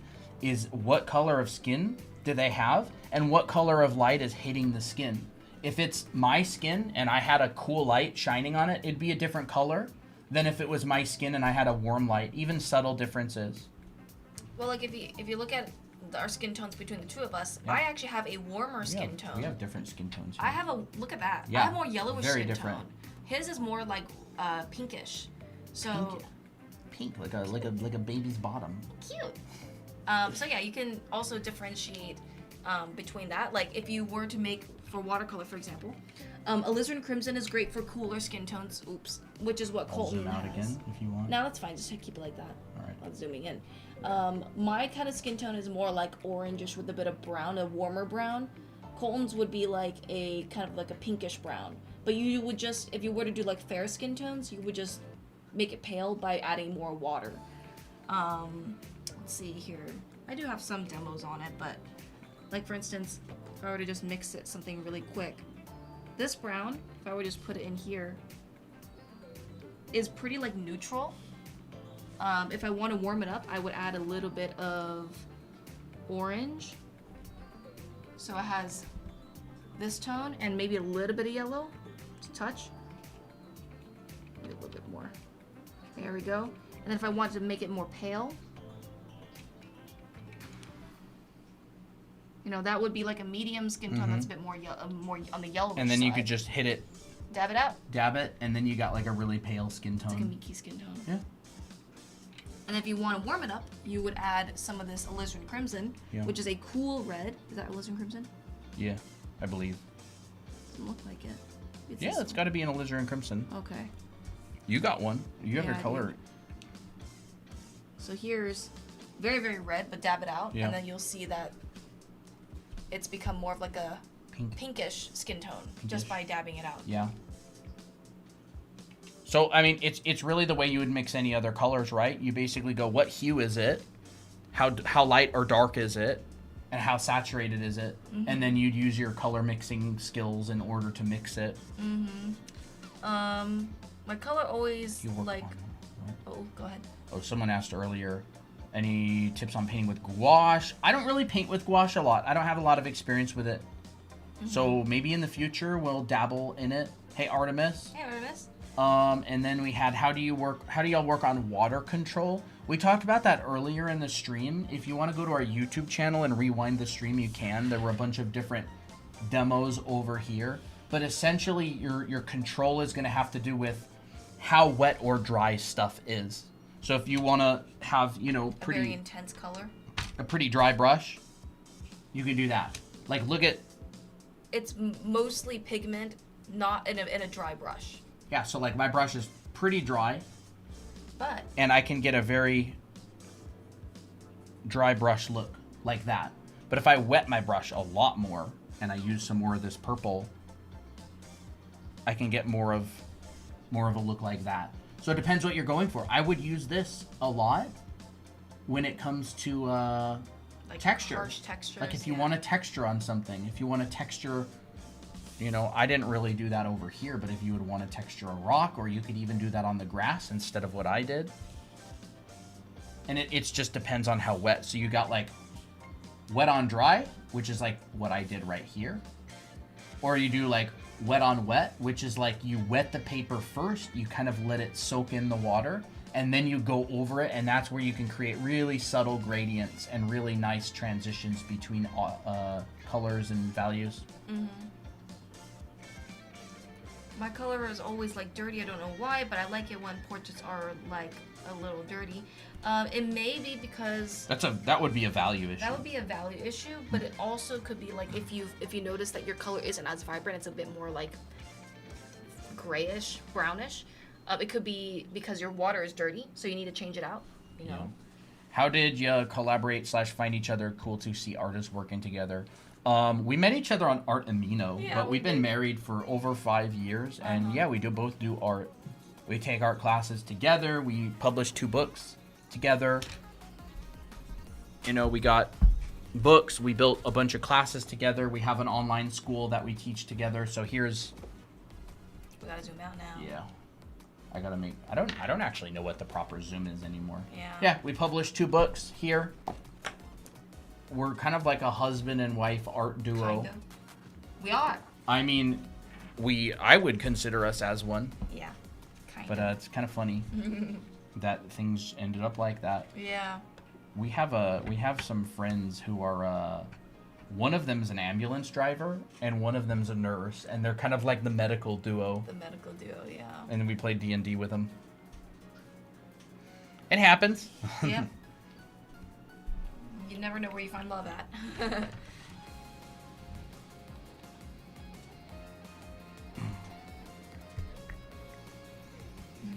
Pete Colton Duff Pappy says. Yeah, for real. I have a very supportive spouse, but hard to find artists in the wild. You just gotta know where to look. It's for me, for us, we created a community of artists. So if you want, you can join ours. Yeah, we do have a Discord server. Yep. A lot of artists in there. They're always drawn together in voice channels, having fun. Here's the Discord invite is on this page, drawanime.com. Just put this in your browser, scroll down, and you'll see the Discord invite. Really fun community. It is almost at 4,000 members now. That's crazy. Yeah, it's pretty wild. College art classes? What do you mean by that, Asta? Do you mean like, I guess, like, do we have college art classes, or do you mean like, do you find them at college art classes? Did they just say college art Yeah, class? they just said college art classes. Which book should we get first? It depends on what you want to learn. Mm-hmm. Book 1 is more on the basics of anime.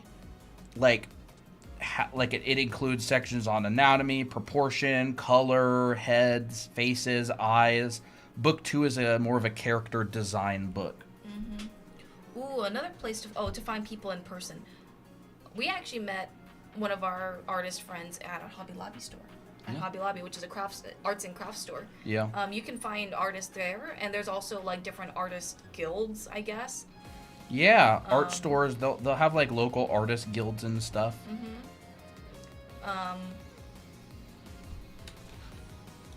Absolutely, they'll have that kind of thing. Another thing, one thing that I've heard from Nathan Fowkes is that whenever you see a complicated colors, it's usually just a clever gradient. That really helped me when I was learning how to paint. Hey, Monmoko. It's usually just a color transition, So like this. Christina's asking where the Discord is. Oh, Drawanime.com. And you can find the Discord invite on here. Yeah, it's a little purple icon. You'll literally. Yep. It's also the link on our profile. Yes. It'll say Discord link or Discord invite. Yep, it's on this page. If you can't find it, you can just send us a direct message and ask for it, and I'll send it to you like after stream. Fabi says, a friend and I started a sketch club locally, and we get together every Tuesday and just work on whatever. It was a good way to meet other artists in the area. Oh, that's fun. Yeah. A lot of the time, just transitioning between colors is enough to make things a lot more interesting.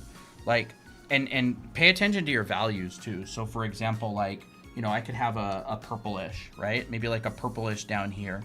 And then I could go into, say, a reddish, like an alizarin crimson, like over here. And then I could bridge the gap between these and mix them together and create a clever gradient from, you know, one side to the other. And maybe we could even go a little bit more red on this side. Even grab this. And so when I'm looking for watercolors, I like to find the ability to mix kind of whatever transitions that I want. So, you know, you could go really strong purple.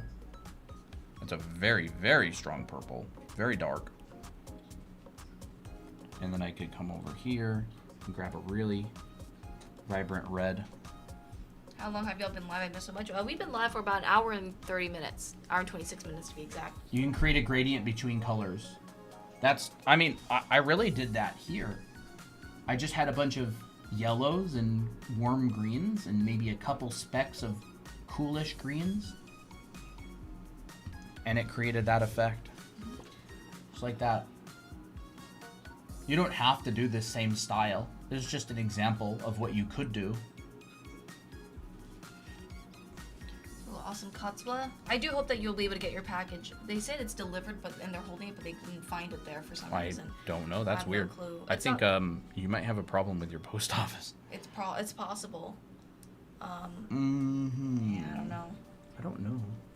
I know that if it's in a PO box, they just hold it for you, but it's nothing we can really do right now. But they're just trying to get it figured out. I really hope that you do get your package. Thanks to you two and your inspirational words, I got back into drawing and went 2 for 2 with my new art. That's very great. Awesome. I love to hear it. Yeah. Drawing is is necessary, you know. I actually do like saying, I liked it when you said that we need new artists. Like, you know, like it's the best time to be an artist. Yeah. Like we need artists now more than ever. Yeah, for real. I'm gonna interrupt a little bit and just show Kitty Cam really quick. Sure. Kitty. Hi, Apple. Sorry, I scared you. I'm sorry. What? Oh. Did he meow? Yeah, he meowed. I'm sorry, I scared you. I'm sorry. Did he jump? Yeah, he kind of like got a little bit startled. Okay. That's wild. I didn't mean to disrupt your nap, Kitty. Sorry about that. All right. How do I go back? Stream? Yeah. There we go. And so then you can start coming in here and adding a little bit more nuance if you want. Now he's active. Now he's active. Now he's come to wreak havoc as revenge. Revenge of the kitty. Oh, he's so huge. He's like a big tuna fish. He probably wants to be on that bed. I'm sorry, Kitty, that I disturbed your nap. There you go. He was like, eh. Oh, is this watercolor? Yes, it is. It really also looks like markers. It's kind of crazy. I mean, well, I think it's pigment. Yeah. I think a lot of even anime background artists use watercolor. Oh, yeah. For their backgrounds. For sure. You know, and you could come in here and go, ooh, what if we had like a little...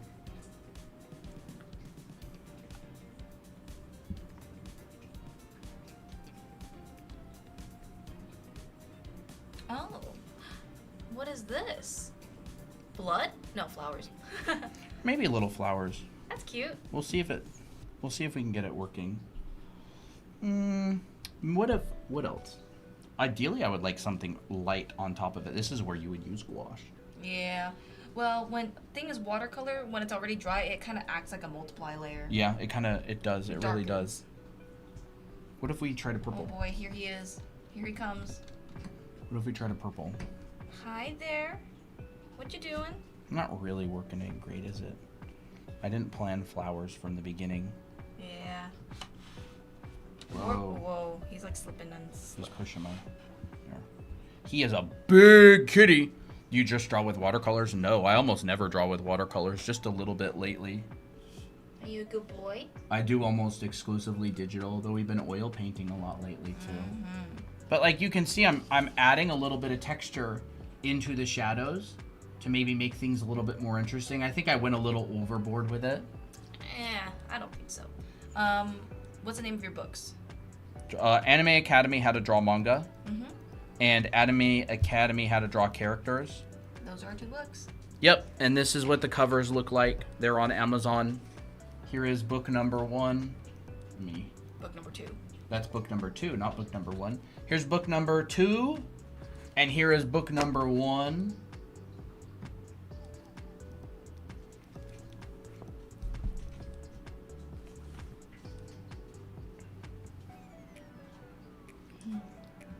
I haven't heard that cat's meow for a while. Only when he feels like he's in trouble or when he gets shocked. I guess when he's shocked. He doesn't get shocked very often. He's pretty, I think he was like pretty zonked out. And then when he I must have been... he was like, eh.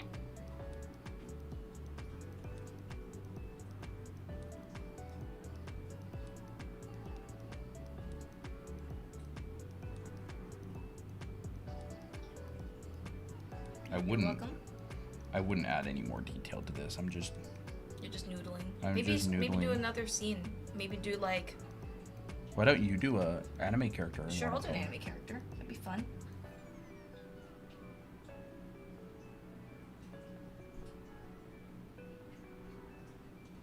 Maybe something like that, just to crisp it up a little bit in the shadows. There you go. So there's the little watercolor scene. I kind of went to town with details on both the light and the shadow. Ordinarily, you would probably decide whether you want the details to be in the light or you want the details to be in the shadow, like what the exposure is. Are you exposing for the lights? Or are you exposing for the shadows? Because your eye doesn't really know what to look at now. It sees all this detail in the shadow, but it also sees all this detail in the light.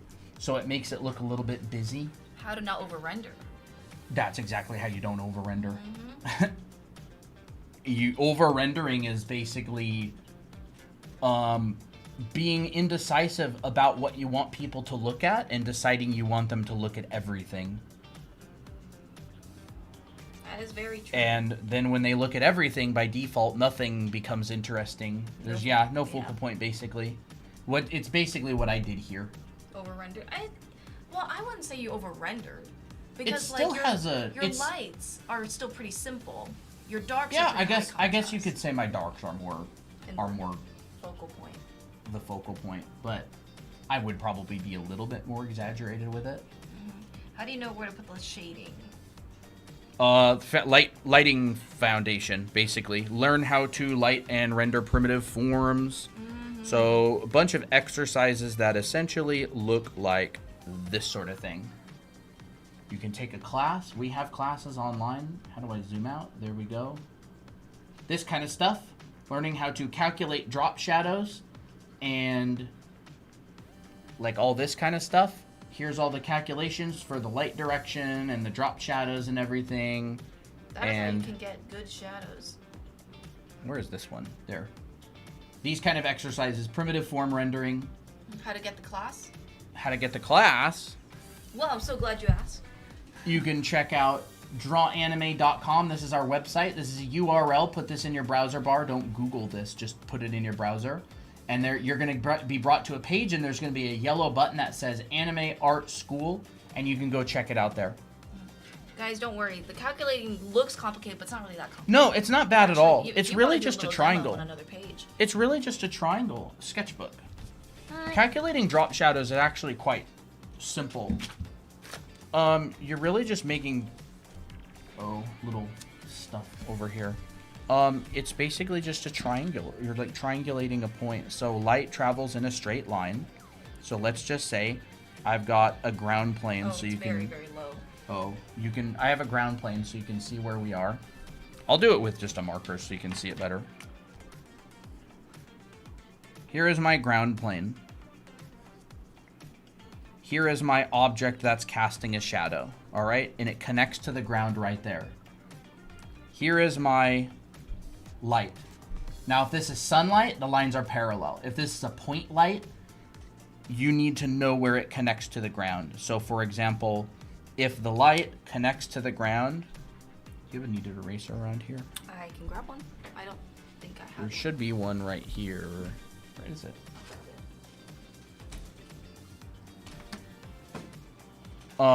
So if this is a point light, you need to know where it connects to the ground. Does it connect to the ground right here? Is it like way back here?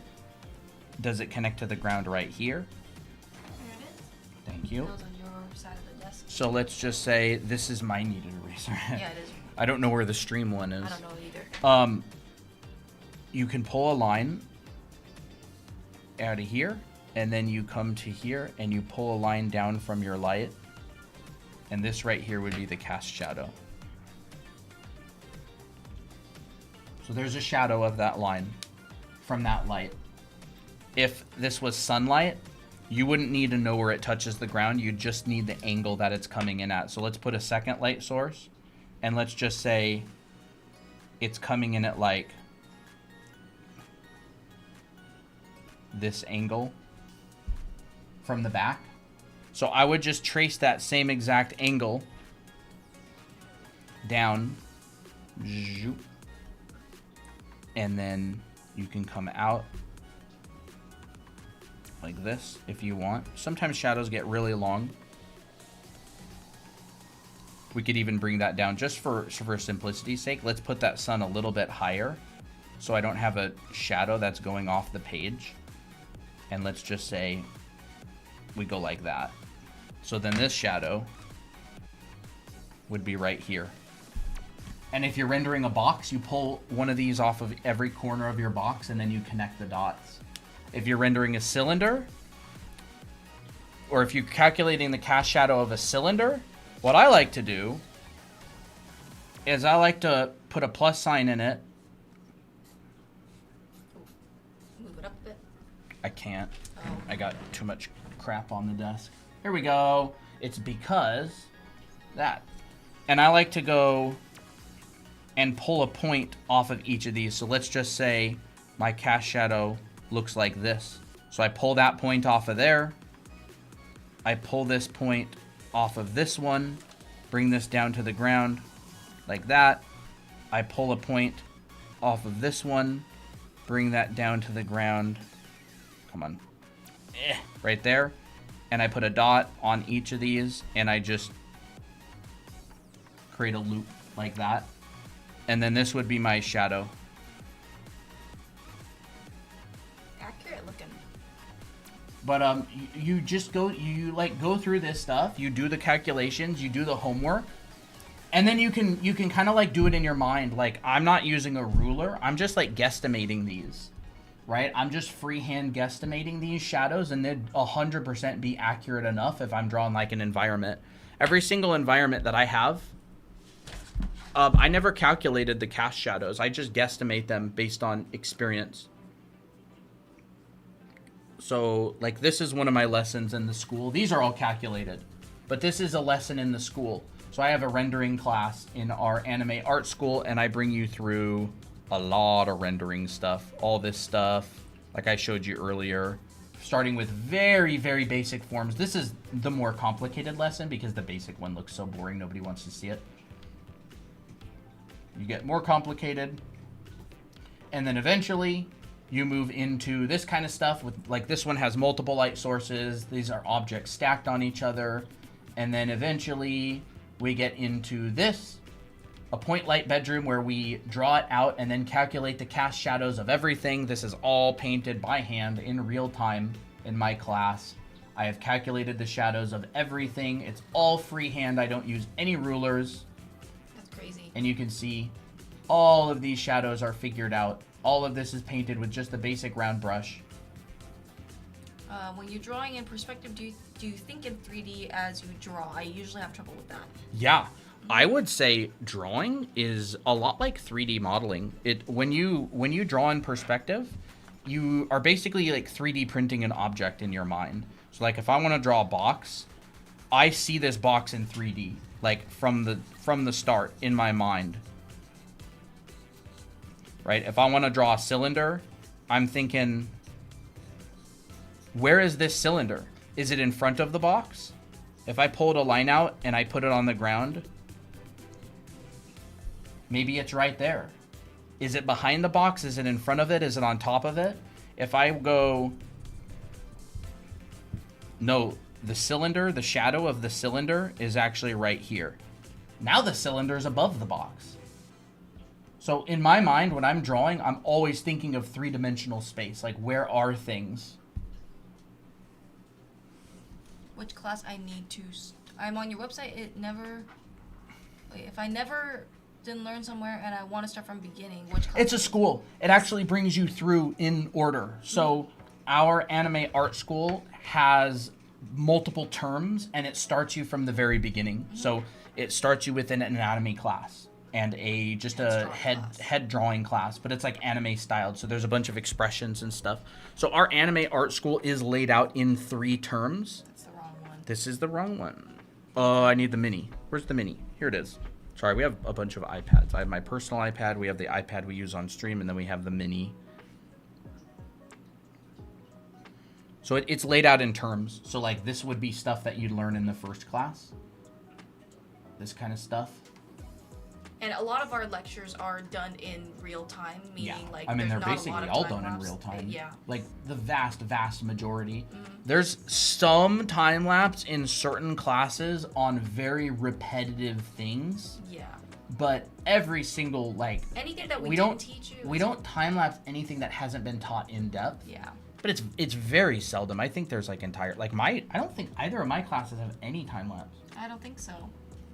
But and even if it is time lapse, it's narrated. But like all of these types of things, this is in class 1, class 1, class 1. Basics of color. This is coloring, the final for class illustrations. 1. This is another final for class 1. And then you get into anatomy and figure drawing. So this is class 2. You learn proportion, breaking down bodies. It's a proper figure drawing class. You learn anatomy, all that kind of stuff. Mm-hmm. And then Colton teaches the foundations Yeah. for. So you would start with heads, faces, and expressions, or anatomy. That's term 1. Someone's asking where do we find the web? What is the website? This. Drawanime.com. Drawanime.com. You put that in your URL bar. It's also the linky on our profile. It's going to be the yellow button called Anime Art School. You can read all about it on that page and sign up if you want. Just letting you know, it is not Anime Art Academy. That is not us. We are Anime Art School. So just letting you know. Do I have to learn to draw circles and triangles like this also? No. No. No, I mean, if you know what a circle and a triangle look like, yeah, if you know, yeah, exactly. If you know what a circle and a triangle are, you're ready to move on to the basics of like form drawing. Form drawing. Like we start you off with form drawing. So shapes are 2-dimensional. Circle, square, triangle. Forms are 3-dimensional. Box. Sphere. Right? Cones. Shapes, if you know what they are, you don't need to practice drawing squares. You don't need to practice drawing circles. Well, circles would not be that. Circles are pretty useful. You get a bunch of practice drawing circles. Yeah.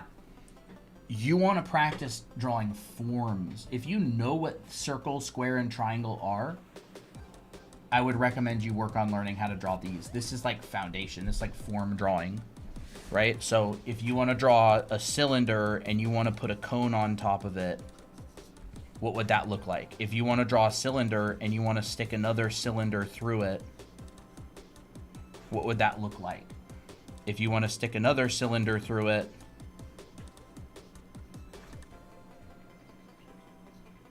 Applejack, don't you dare. what would that look like, right? And then how would you calculate the shadows of these? So this would go down, and it would come down, and it would come out like that. And this would come down, and it would come out like that. So if I were to put a drop shadow on these,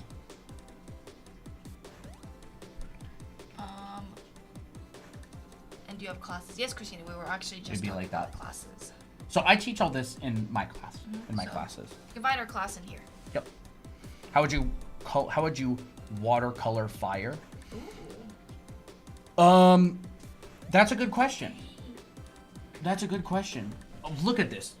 This is wild. Look at this wild. This is absolutely wild. He's ripping off our sound panels. He wants to ruin our stream. You're getting caught in. What resolution is this camera? That one's actually a decoy. We let him play with that one so he doesn't rip off the other ones. Okay. Oh, good. Now you're doing the scratching pose. That's good. He's innocent, Your Honor. We literally have a decoy sound panel for these exact reasons. He always plays with that one. Yeah, he does. Because it's the closest one. Stream. How would I watercolor fire? So yeah, our art school is found on this page. This is a URL. This is a link. URL. This is our actual site. Drawanime.com. It's going to redirect you to a site called drawanimeacademy.com because I haven't updated our domain name yet. And you'll be able to find Anime Art School on this page. How will it be difficult for me with my English? If you understand us, yeah, you're fine. If you understand us right now, you're totally fine because we talk the same way. Yeah. So, yeah, if you're interested, take a screenshot of this, type this into your browser, check it out on the yellow button that says Anime Art School. Otherwise, how would you watercolor fire? That sounds like a fun challenge. Yeah. Watercolor fire. Well, I'll do it in my own personal sure. watercolor book. You want me to find a reference for fire? Maybe. So.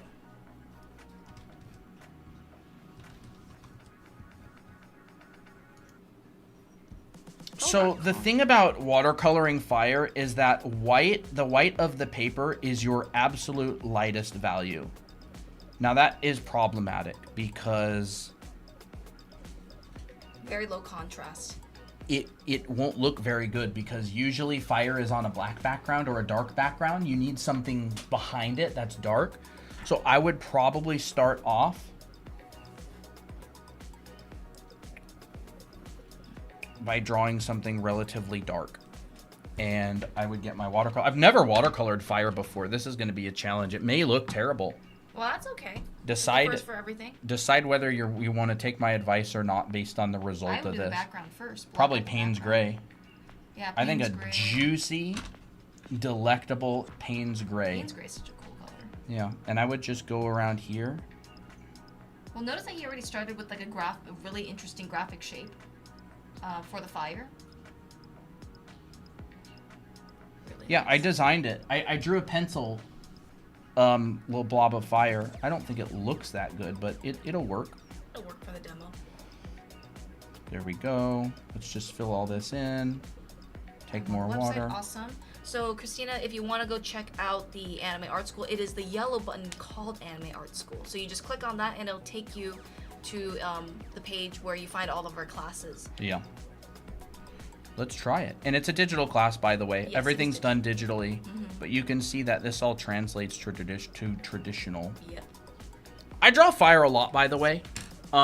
When I did professional work where I had to add fire to a bunch of stuff. So like I'm pretty used to drawing fire, but I never drawn it watercolor. This is like some of the type of fire that I would draw digitally, and then I'll also do like ice and stuff. These are from a really old class that I taught. How long do you have to wait to get accepted? Once you buy the class, It's instant. It's instant. It's instant. It's recorded, so you can go at it at your own pace. It's very expensive. I would say, yeah, if you don't know classes and how much art classes generally cost, it's quite expensive. But I mean, it depends on what you're comparing it to. That's true. It does depend on what you're comparing it to. You certainly won't be able to find anything comparable for that price. you could find probably a class, like a cheap class online, but this is basically an art college. Yeah. And it's not for everybody. It's for people who are serious and really want to get good, and they want the structure of an art college without spending the money on an art college. Yeah. Totally fine though. You can come to our live streams. We teach for free. That's what we do. Wanna, like, Papa's Gooberia. I love that username. that's silly. Great teachers deserve to be paid for their amazing knowledge. Thank you. And there's just a lot of teachers that also give a lot of free content. Like, you know, we like giving a lot of content for free. What we teach is actually very similar to how we teach on an anime art school, but it's not as organized and it's not as in depth. You know, Yeah. that's why we have a paid version. But this is kind of like, you know, a free sample of what you would get in anime art school. Yeah. So that's why we do these live as well.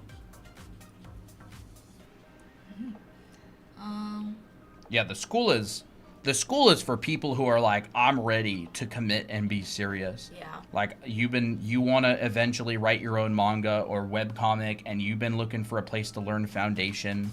In And whatever style. yeah, and you want like a legit education in like professional quality, like professional classes, like what you would take in a college or a design school. We're not here to mess about. We're here to teach and help people get really good.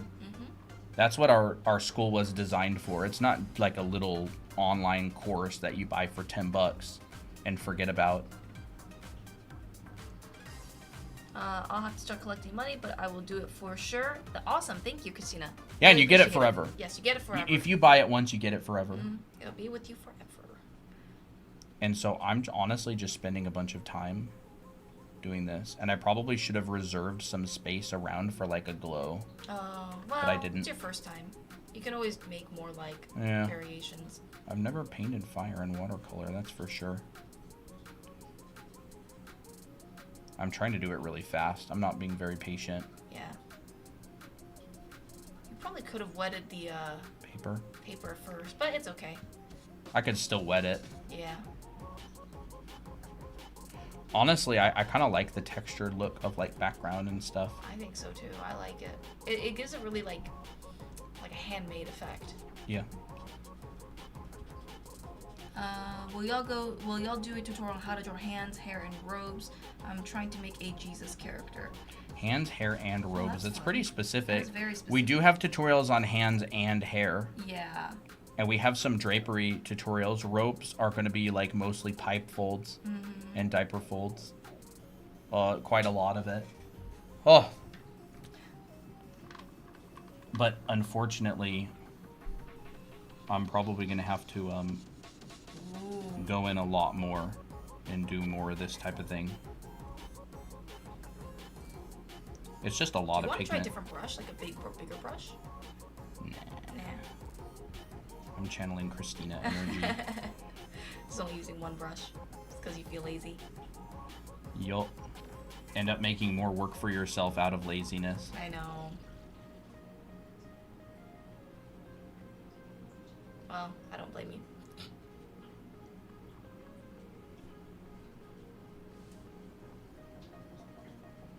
You really gotta layer watercolor. My paper's warping just a little bit.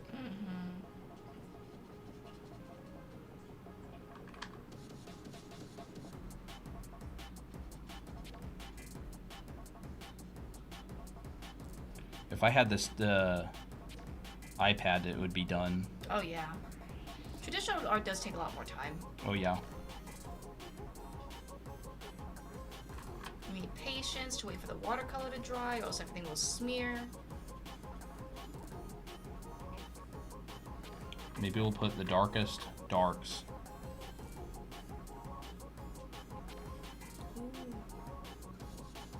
Right here. So this is just bog standard Payne's Gray, by the way. This is not something fancy, some concoction. This is just bog standard Payne's Gray. And I really just need a dark, I really need a dark around the light because otherwise it just won't read. Wow, there's a lot of Payne's Gray in this brush, dude. I see you even help with portfolio. It's cool. For our Yeah, classes. we do. Or I'll talk to people about portfolio and stuff. I've offered in the past to hop on Discord in the server and help with like portfolio and all that. So Fire likes to do this. Oh, you might need to move that up again. Fire likes to do this. It goes from here to here. You're gonna need to clean up that yellow. What? You're gonna need to clean up that yellow. Oh yeah, for sure. To here. And my yellow is a stinky yellow. Look at this. Look at how nasty my yellow is. All you have to do is just dab some paper and smear it. Now it's clean. Wow. Ooh. Another great thing about watercolor. Yes. And then it'll go over to here. So Fire tends to travel in this direction, hotter, cooler around the edges, and it'll glow really vibrant red. So never really painted Fire with watercolor. I'm curious, kind of curious about it. So I'm just gonna say, let's just get started with like this up here. So we'll get some really red, probably like an alizarin crimson almost, maybe out here.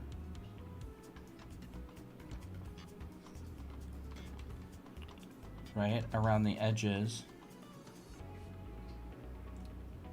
I really first time find amazing people from who I want to learn.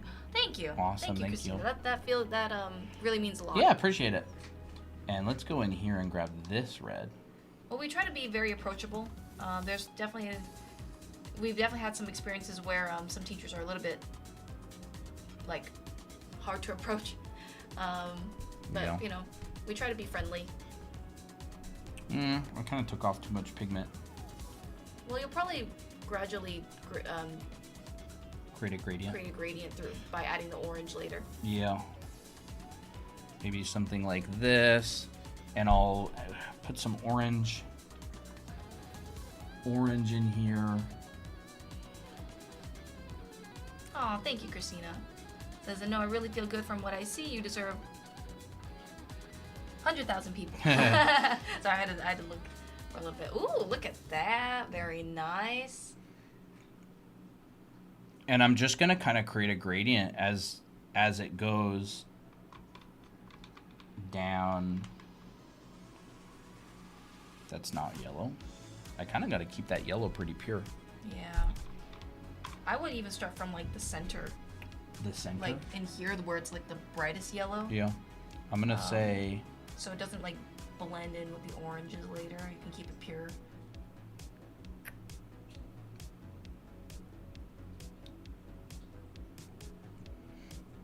And then you can like go outward. Yeah, I think working from in to out is pretty good as well. I think that's a good idea. And then we'll just grab a little bit of orange, a little bit of water. Hey, Artium. I really like how you guys stream the days I have math class. Lights up my day.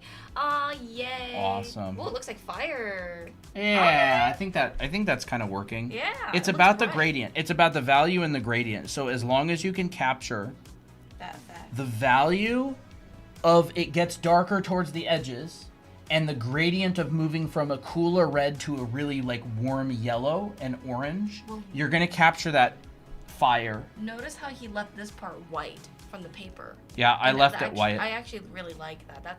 That feels very hot. So to me, I think it's... Will this type of effect work on an animation tablet? Oh yeah, this is It just... translates. It's just fire. Mhm. It'll work on anything.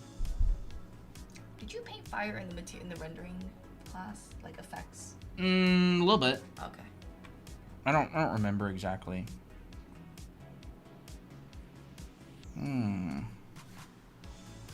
The darker you make the outside, especially with fire, the brighter it's gonna look. So it's all about contrast. Yeah.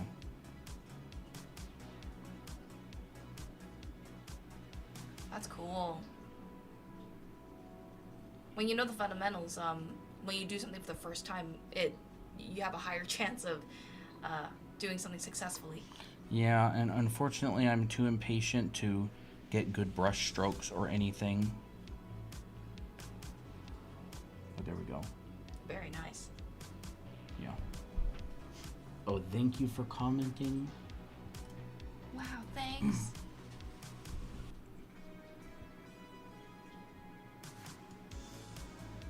There we go.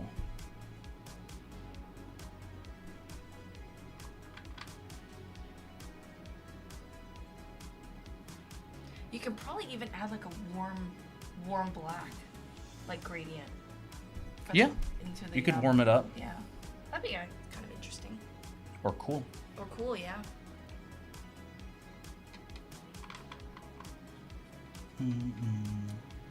Do you give certificates about finishing your class? There is a certificate of completion, but there's no like, you don't get any sort of certification or anything. It's purely to help you build a portfolio. Mm-hmm.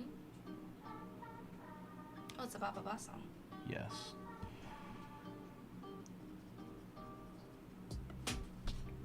That's how I would paint Very nice. fire. I mean, if I were to really go at this, you would want to plan it a little bit better. But this is kind of how you create the illusion of the light of the fire. And it only really works if you have something to compare it to.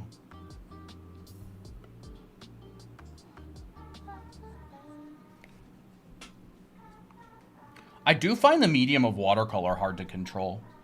It's like, you really can't be impatient with it. Well, I would also say like watercolor is very difficult to fix. Yeah. You have to like wait for it to dry, and even then you may not get the color that you want because like maybe the color has already tinted the paper, and like what you get is what you get once you put it down on the paper. That's what's hard about watercolor. Yeah. It's like if you don't get a pure orange and it ends up being muddy, it's very hard to get that pure orange again. Yeah. And I'm absolutely not going to do it with blue fire, but I can show you on the tablet really quick what would happen with blue fire, because I ain't about to do all that again with watercolor. Well, you probably would be able to do it quicker if you made it smaller. Let's just go new 5,000 by 6,000. So if I'm going to do, whoa. What is this, homie? Kind of cool. What the? Brush libraries? Huh. I guess they changed it up. Huh? Huh? How do I go back to my, back to libraries? Where the heck is our, there it is. GSS Blade 1, and it's tiny. Yep. Of course. Oh, maybe Whatever. that brush was fine.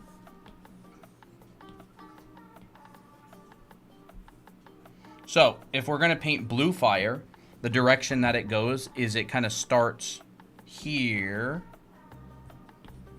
Very, very dark blue. Yeah, like a purplish Blue. And then we can go, and we're going to go zoop, and move a little bit into blue. Kind of starts over here. And then we go zoop, we cool it down to this cyan, and we bring it up here. And we go zoop, and we pull it up here. Like getting lighter as you go towards the center. Pull it up.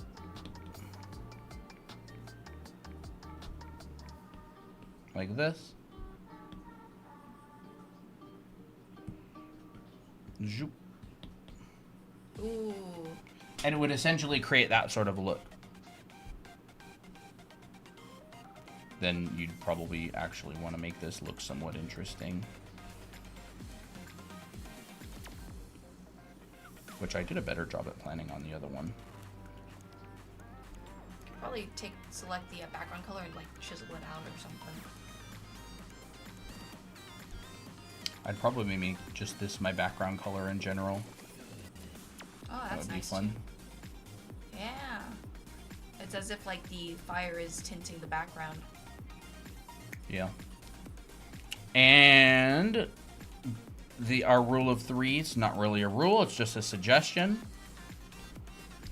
Let's do 3. 3's a good number. Bigger one up here. Biggest one Let's just go down in here.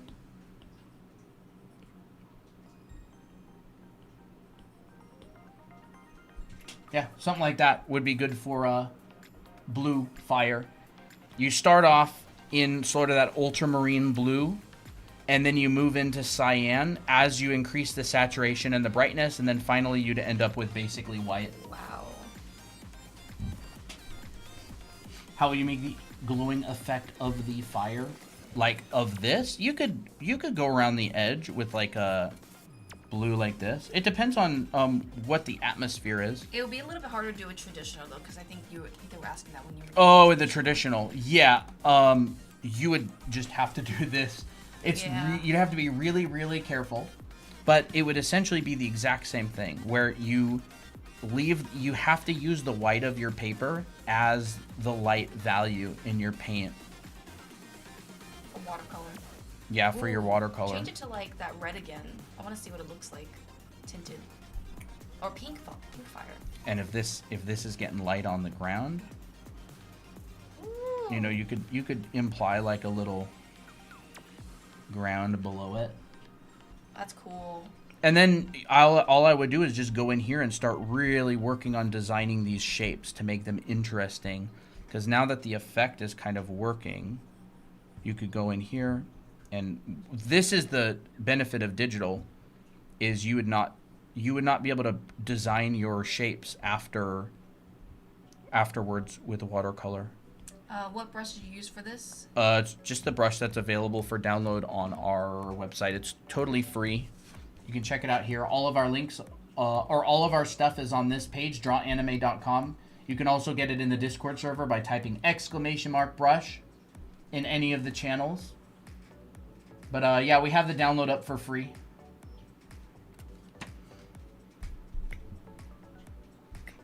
Turn it pink.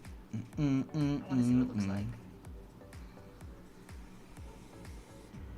Just drag the color if you want. The pink? Yeah, make it pink. It'll work with any color. Yeah, as long as that. Whoa. No, I mean that won't work. That but won't like work. it would work with any color. That Yeah. gradient, it's about the temperature change. It's not about the color. Yeah. So this could be blue. This could be pink. This could be What if I red. do Like this. Oh, I can't do a touch. Feels like this. Ah, okay. It No, doesn't really not work. really. It's because everything's enclosed, so it's whatever. Yeah, and it wouldn't change It the. wouldn't change everything. But you could probably go up to here and go to color balance. Not really. Did I? I didn't on make 2 different layers. layers. No, it just shows a 1 layer. Interesting. HSB. Yeah. So Whoa. it pretty much work with anything, but the HSB sliders, when you do this, it doesn't really Capture it. it doesn't really capture the gradient very well. You'd probably want to do it manually. I'm going on watch on YouTube so I can listen while I work. Awesome. And then maybe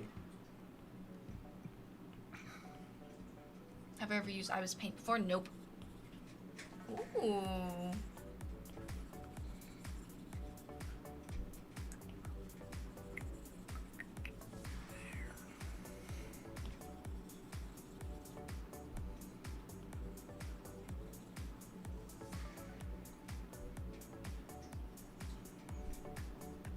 you can't really see it very well. The camera is not Oh, yours is more like a reddish violet. yeah, the camera doesn't Okay. capture it very well. And there's different Awesome, kinds of Gina. fires. There's different kinds of fire. Sparky seeds.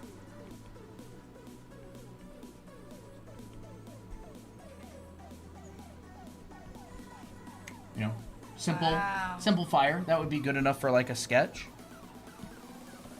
To get the idea. You could even put like, I was even thinking we could have some sort of like a Turn Like into an- like a ghost character. like an altar or something down here. Ooh, altar, huh? Yeah. Sick. You know what I'm gonna do? I'm gonna do that. Oh, we're gonna turn into a paint. I'm just gonna fill the whole background.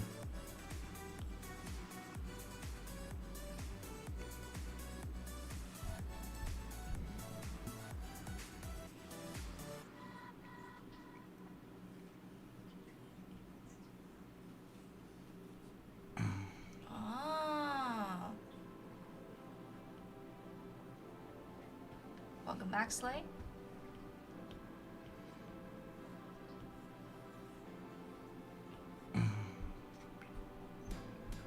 That's cool. And then let's just say maybe around the edges.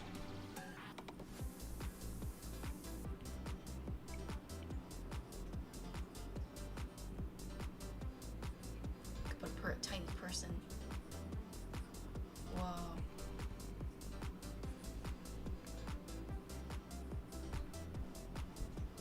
You could do something along the lines of that.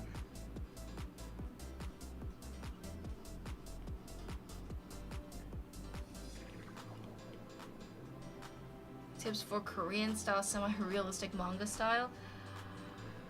Find all the ones that you like and try your best to emulate it. Do a study of it. A lot of the time, if you learn, a lot of these styles branch from realism.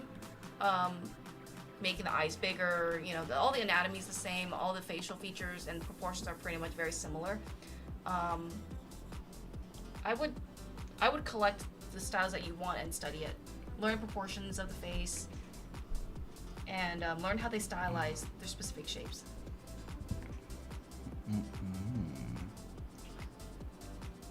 Now y'all see why I do mostly digital. It would take so long to do something like this traditionally. You'd have to plan it, do sketches, which is fun. Like I think it's part of the fun of traditional.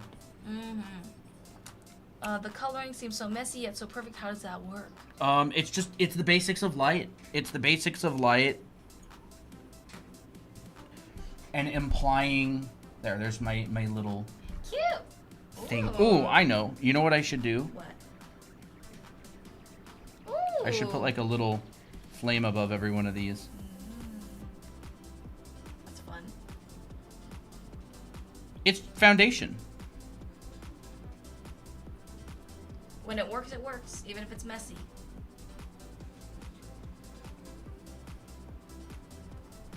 And all I have to do is just repeat that exact same process with all of these. That's kind of fun. And then where are they? In like a cave or something? And so I would just kind of like take up the value a little bit.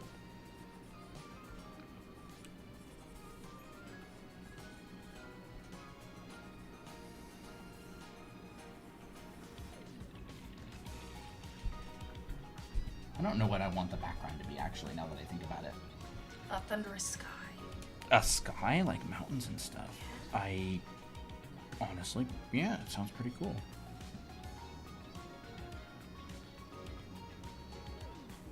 How easy is it to do backgrounds at your level, Colton? I don't think it's very easy. I'm trying to get better. I have to think about it. It's not effortless. Like, I have to put in quite a lot of effort and really think about it. Well, that's sick. Maybe purple background. Yeah. Like, this doesn't have very much design to it. I worked as a concept artist, so, like, design to me is very important. I'm not at a very high level though. Like there's people out there who are they're just so good. It's wild.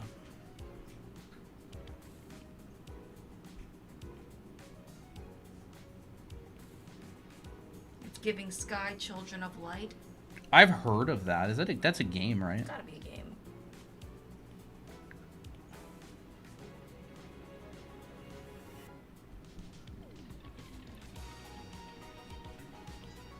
Let's go pinker for the horizon. Nah.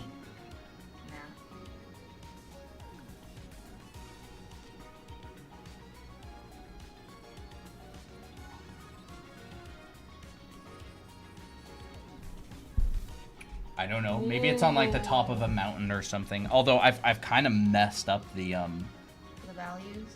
Yeah, I messed up the values of like the flames and stuff. Fire, interestingly enough. I'd probably want to paint the background and the fire separately. I'd just repaint the fire from scratch over top of the new background. What's the difference between value and hue? Value is lightness and darkness. Hue is the color. Red, green, blue. Value is like white medium gray, black. Hue is specifically just color. What brush are you using? I'm using the brush that Ultimate we brush. the brush that we give away for free. Where the heck? Here it is. You can get it on our site or in our Discord server. Take a screenshot of that. It's just a pretty standard brush. It's kind of shaped like a shield. I really like this brush. It's shaped like this. Like a little shield. So it has a good shape to start with. So like everything you draw kind of has this interesting look to it. And then it's got a nice little texture to it. And that's basically the properties of the brush. But you can get it for free. It works. It's a Photoshop brush, so it'll work in Procreate like what I'm using. It'll work in Photoshop. It'll work in Clip Studio Paint. We didn't make it. And then I just, you know, probably come down here. Ooh, what if that was like a window? Ah. You could. Be a wild scene to see out your window. And I've kept it really simple. I'm basically just working with like blues and purples, right?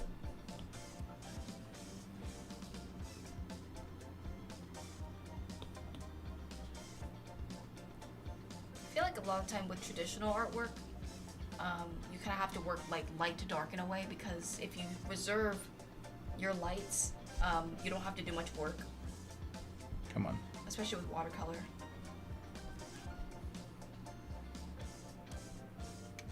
Nah, it's just a random fire demo that he did, and then he turned it into like an altar with a mountain in the background. I really want to keep that sort of 3. You know, a guy I went to school with, he ended up getting together with a girl. I don't know if they got married. I think they were just like boyfriend, girlfriend. A guy I went to school with, his name was Justin. Oh. He ended up getting in a relationship with like one of the main background artists for Ori and the Blind Wow. Forest and Ori and the Will of the Wisps. That's crazy. I don't remember her name. I never met her personally. Crazy Paul.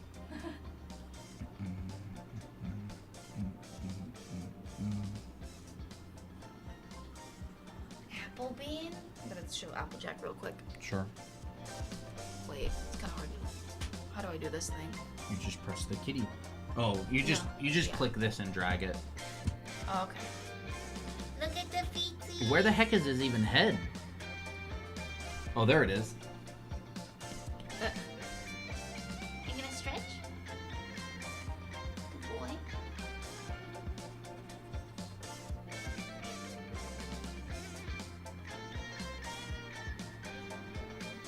Ori is so good. I've never played it. My brother told me I need to play it. I need to play it sometime. Go. Yeah, we'll just do that for now.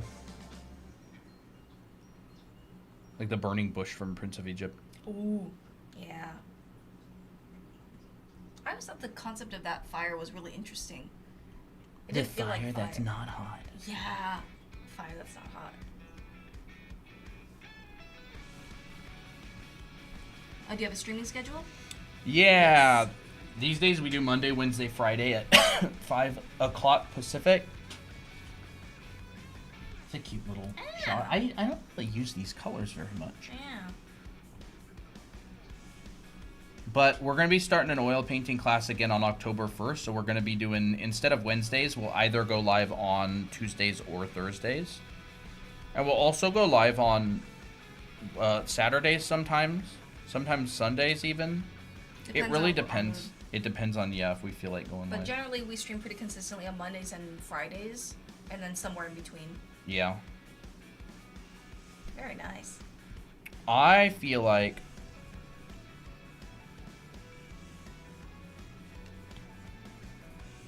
Ooh, pink.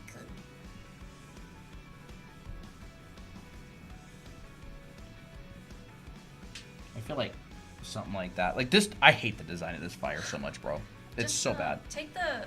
I think you can just like distribute the shapes in this one right here, like Like this. like carve it out or something. You said it with such a passion. I'm passionate about these things. Yeah, I know.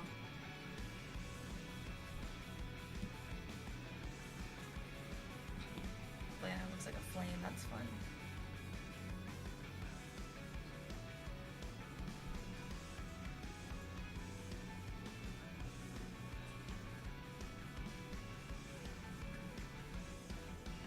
Fire is also kind of similar to hair. Yeah.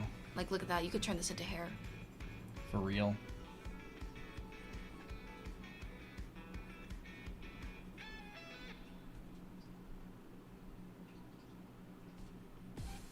What the heck? Toby!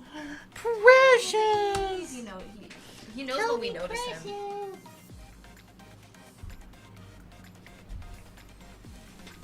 Toby Precious. Oh, come here. Oh, up. Up you go. Here's a little second grade, little lint roller. Little piece of lint.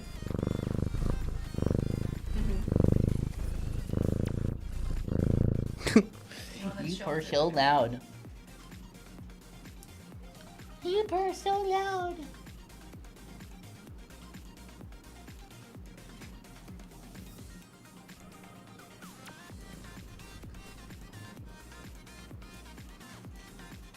I can't wait to see what you look like when you're an adult. Ooh, you got nasty crusties. Bruh. Hey. Nasty. You're so cute. I'm getting hungry, are you? Your cat has beautiful eyes. Did you hear that, Toby? Chat says you have beautiful eyes. Oh, you know you do. I am kind of getting hungry.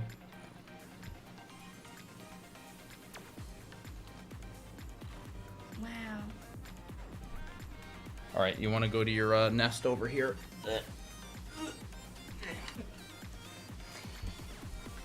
There you go. But I could have chose green instead of purple, right? I could have chose a green flame and a blue background. Like, it's the values. It's the values that make this thing what it is. Uh-oh. Now he wants attention. He knows chat likes him.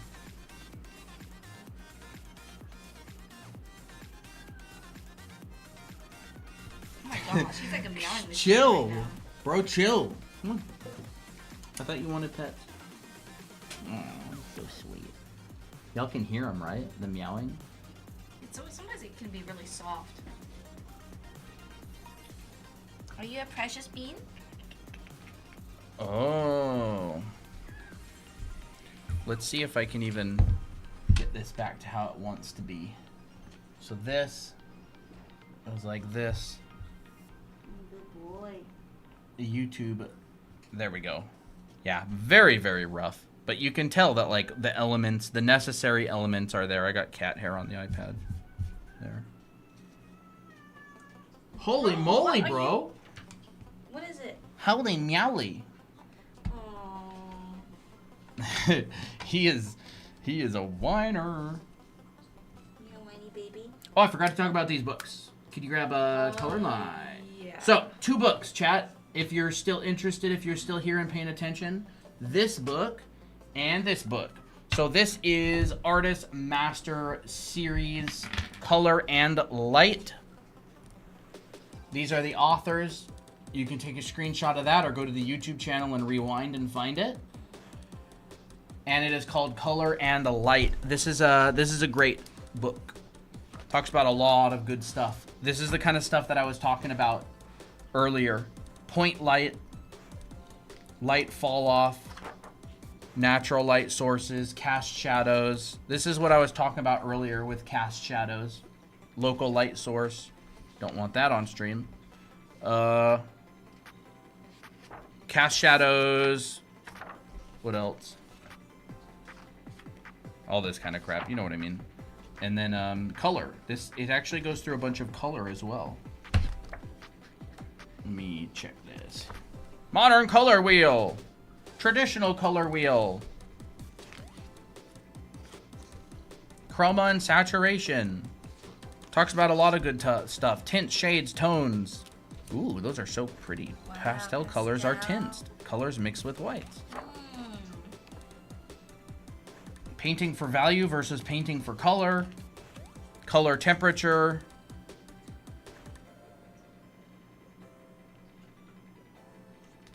Good stuff. Value of hues. This is really important. I bet. Where's Munsel's 3D color space? Is that coming up? I don't know where it is. Anyways, this is a good book. I really recommend it. Color and Light. Here's another book. It's also called Color and Light. This one's by James Gurney. This is a very famous book. A lot of people have this. You might have seen it before. And he teaches, he's a traditional painter. So this is all oil paintings and stuff like that. He does a lot of traditional painting, does a lot of lessons. The Green Problem. The Green Problem? Gradation. Charting pigments. He has a lot of different stuff in this book. These are paint. This is like an oil painting, bro. That's wild. Oil on canvas mounted to panel. Wow. Look at this. That's an oil painting. That is amazing. 1987, he painted that. That's so nice. Warm and Cool. So they cover a lot of similar stuff. They're very good. Color and Light, James Gurney. And I wanted to talk about these Color and Light as well, Artist Master Series. Here you go. Is he sedated? Mm-hmm. Can't believe he's as big as Poppy now. Got hair in my mouth. This is a cute little shot. It is cute. What if, like, hear me out. Okay. Hear me out.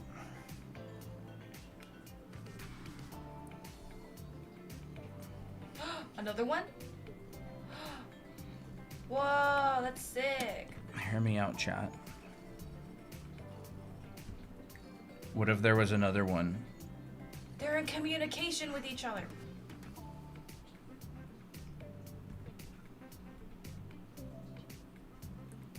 If they see the fires of The beacons are lit. the beacon, yeah, The exactly. beacons are lit. Oh, that was a sick scene. We should watch Lord of the Rings again. Let's go. Nice story.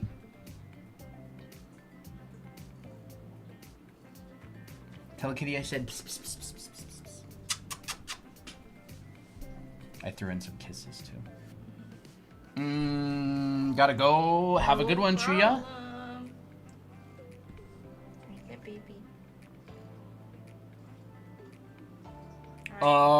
I can sketch mainly F1 cars. They look decent, but when I color them in or paint them, it looks like trash, ruins the drawing. Number one, don't be afraid to ruin your drawing. It's just good practice. Ruin all of your drawings if it means you progress. Yeah. But number two, that would come down to rendering, form rendering. There's some pretty good vehicle rendering books out there. It all comes down to like form and surface rendering. Transportation design is an entire industry, so there's lots of books out there on it. Just look up like rendering cars. Can you take him away from that straw? That's my straw. I don't want Toby spit in my juice. If someone were to only get one of the books, which do you think they should get? I would say probably James Gurney's Color and Light. Like, that's a classic. It's decades. It's a must-have. It's like a must-have. The other one is relatively recent. I had Color and Light when I was in high school. I was like bottle fed as a baby with this. This is nourishment, pure nourishment. The other one's really good. I want to look at it. Look at what? Oh, the book? Wow. I would say probably Color and Light, James Gurney. Oh, that's beautiful. I want to make illustrations like this. Oh my gosh, it's so I good. love this stuff. He's so inspiring. Like, he's just a... Look at this I love this painting. painting.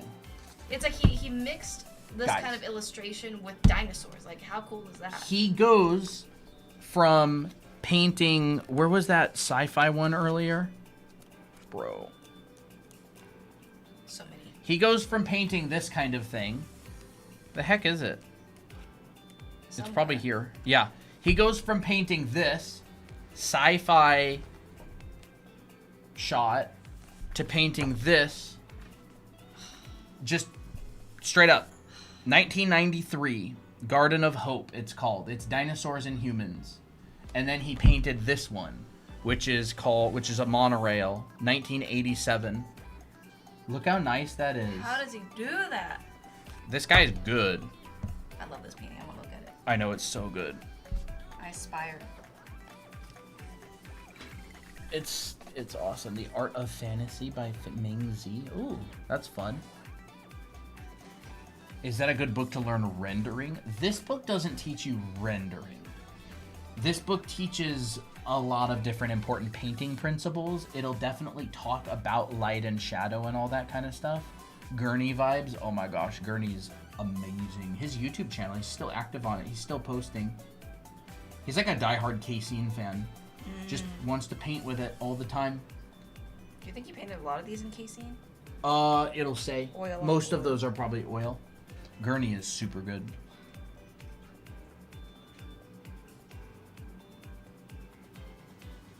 I joined at the end of your art. How did you start with your painting? I'll show you how the painting went.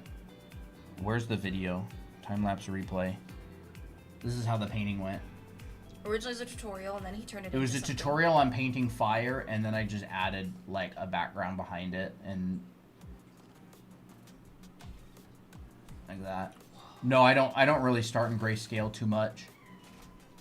Ooh, Sick. that's cool.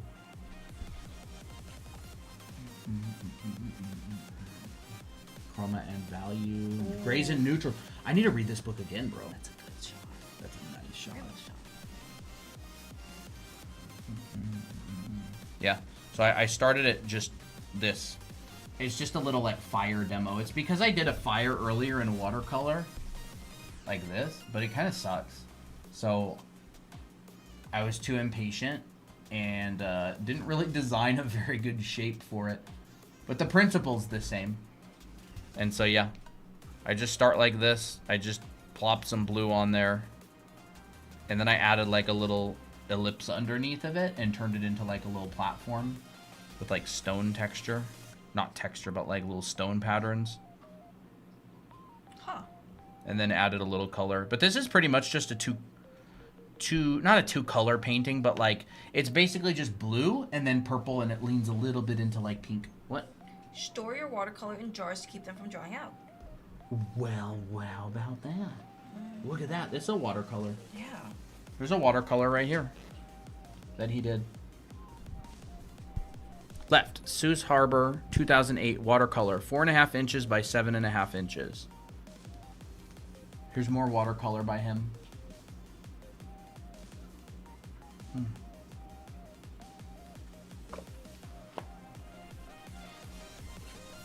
How did you plan out the color palette and concept? I didn't. I just drew a flame. And I just used a blue. Like, you can pretty much use any colors together. As long as your values are good and you don't overcomplicate it. Like, I didn't add too many colors, right?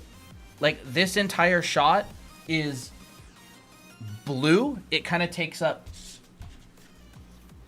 this part of the color wheel right here. And then I have the background that kind of works inside of, like, this part of the color wheel. So it's, there's probably a word for it, but there's a word for every combination of colors. There's, you know, complementary and triadic and what are the four? Quadratic? Is that what it's called? Quadratic equation? Ew, don't remind me. I had a nightmare about school the other night. I was like failing multiple subjects. I'm 30 years old and I still dream about high school, bro. What have they done to me? It's trauma. Everyone has that same dream. It's about school, and it's collective trauma. So, like, if I were to plan a painting, I don't even plan it. Like, you can just start with one color. Like, I could start with this color right here, and I could be like, that's like a purple, by the way. There it goes. Now you can see it. But I could start with, like, a purple, and I could just go, green. There's my color palette. Whoa. Or, there's my color palette. I'll saturate these a bit so you can see them more. There's my color palette. And you could make an entire environment out of that. If you want to make a purple flame, you just go...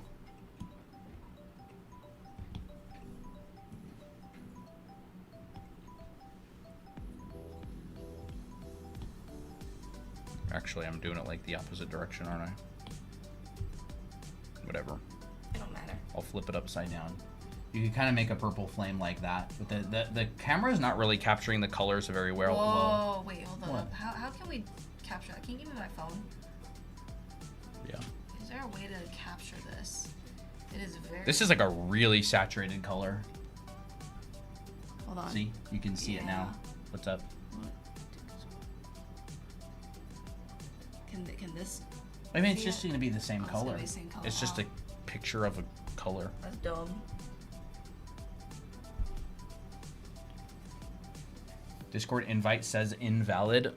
You have to open it with a different tab, if that's... Yeah, you have to open it in your browser. We've had that same Discord invite for over a year, and we've had a bunch of people join during the stream today. So I would say get the Discord invite,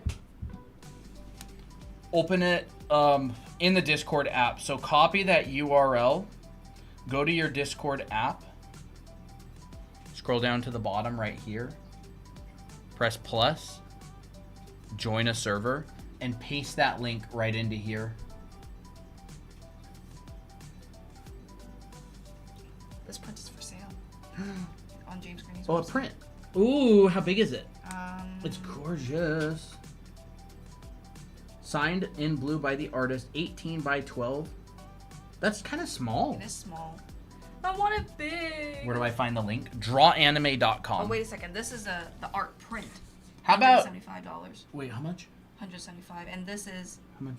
21 by 31. That's pretty sick. Yeah. Okay, so just DM us on TikTok and ask for the invite. And then we'll go ahead and send it to you. I have to copy it first. So just direct message us on TikTok. Request. And I have it copied to my clipboard so I can just send it to you. I got in? Oh, awesome.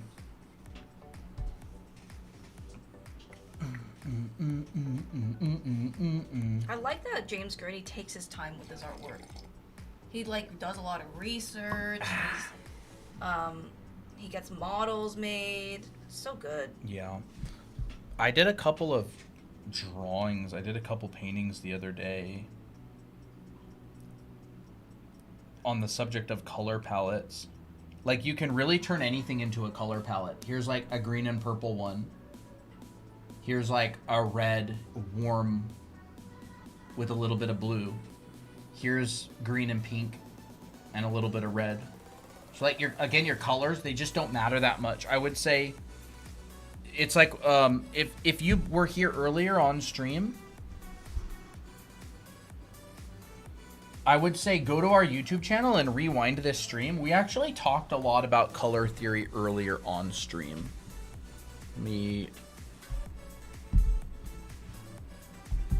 And I did a little demo in watercolor here, like this. And I talked a lot about color temperature, warming colors up, cooling colors down. I did this little rock demo in watercolor. Christina talked a lot about how to use the medium. But it's all the same no matter the medium.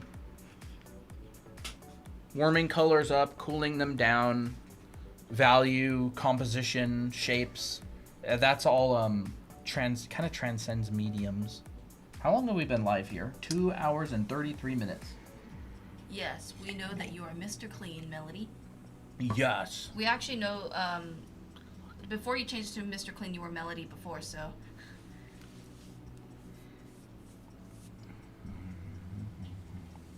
I'm hungry. We will wrap up? You know, I'm hungry too. Yeah, sure. That's fun. I really enjoyed this kind of, It was fun. It was a lot like calmer, chiller. Yeah.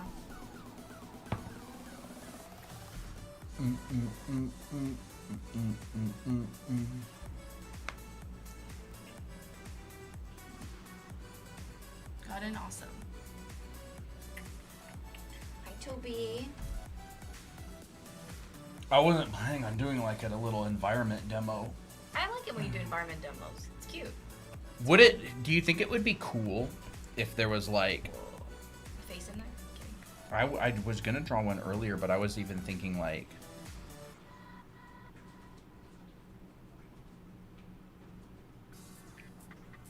Oh, like a person in it? Whoa.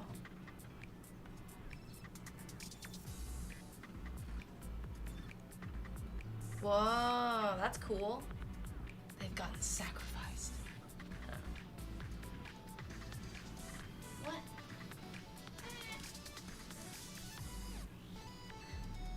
He's doing the silent meows.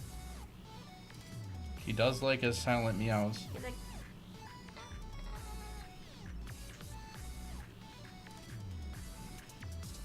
Ooh, that's fun. Something like that. That's cool. Whenever you add people, just always add more story. Yeah, it really is a storytelling aspect. The avatar.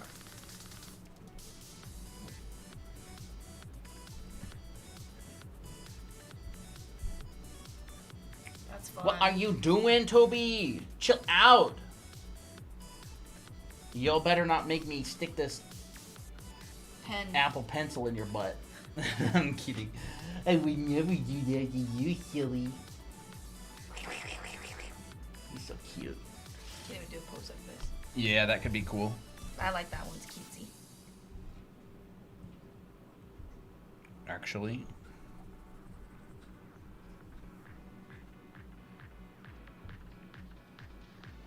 Come on. No!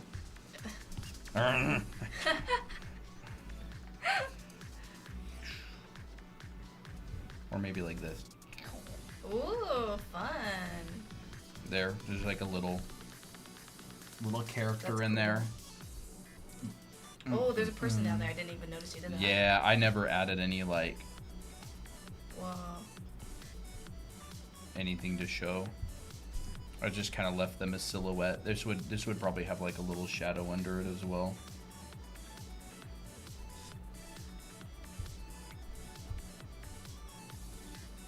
So there's probably multiple of these because there's one in front. They're gonna battle. Oh, they're gonna battle. I don't know. Oh, sick. Maybe. There you go. That's the demo for today.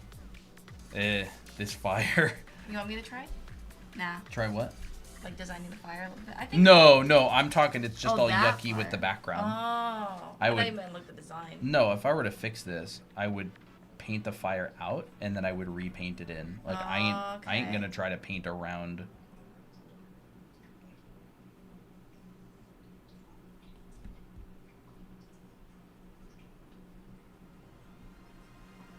That's one thing that I don't necessarily like about traditional. Is sometimes you have to paint around things and it makes it even messier. Yeah. Like that's what I'm kind of facing with my current sketchbook illustration. Is like I'm painting around things and it looks very ugly. Yeah. But whatever. That's the joy of art. Is it's okay if it looks. I like to call handmade. it the joy of painting. I have to figure. Well, it also helps me to do like figuring things out. You know, it may end up being that I just cover the whole thing in like an acrylic paint marker and just redraw the whole thing. Even though I spent all that time lining it. Gritted teeth, the joy of painting. I truly hope TikTok know what masterful teachers you two are. Incredible. Oh, thank you. Thank you. We learn from a lot of instructors that are very good ourselves. Speaking of good instructors, Will Weston finally got a recorded version of his anatomy class online. Yeah. And I'm gonna buy it and go through the whole thing at some point. I don't know when exactly. Wow, that's much better.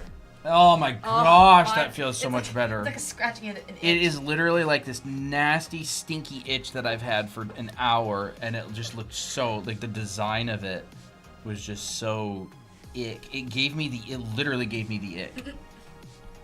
Like, y'all know how people get icks? That was my ick. No, this Nasty design to fire. This is not Delta Rune. This is just a thing that he did as a demo, and then he turned it into an illustration. Yeah, this is just some random, where is it? Here. Shouldn't the guy's shadow be longer? Like this? No. The light source is huge, so the shadow is going to be really, really, really soft. Now you see that this light source right here is like this big, right? And so if you're casting a shadow, you got light coming short all of these directions. You've got light coming all of these directions. This is a very large light source, and he's very close to it.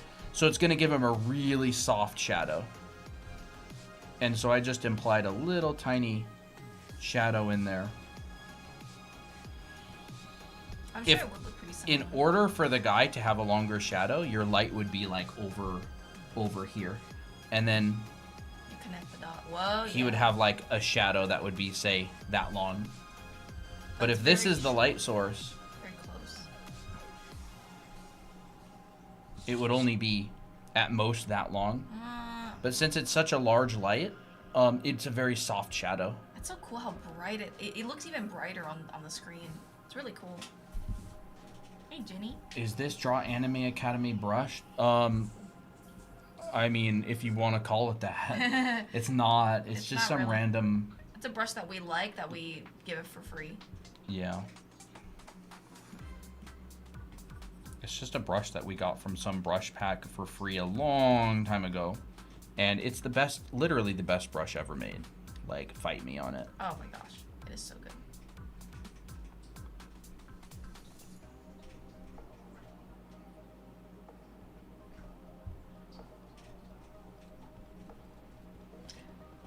Bro, imagine there was like a bunch of miniature, there's like a miniature world, and they saw a wedding cake and they're like, we're gonna make an altar on that wedding cake. That's funny. And so all the birthday candles Do it, bro. are rituals. It's silly. It just kind of reminded me because those looked like candlesticks to me. Sick.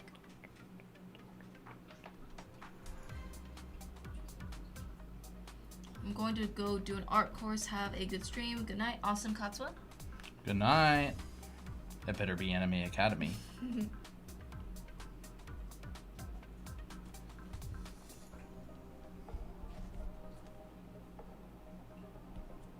So this was the rough version of that painting. It's so cool. Wow. Dude, I love that piece. It's so good. So good.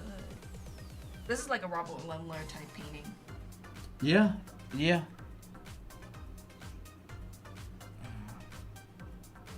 You'll notice almost everything James Gurney does these days is just like for fun, like painting from life and stuff. You know, as much as I don't want to say it, I mean, I was gonna say, I don't know if my calligraphy ink, my gold calligraphy ink is giving the effect that I want. I was thinking of getting like a gold marker or something. A gold acrylic paint pen. But I'm kind of debating. Good look around for one. Yeah. Like, I want the gold to feel smooth, but I really like the shine of the ink. It has a really cool color. I'll have to debate. It's debatable. I'll have to see how I can fix it.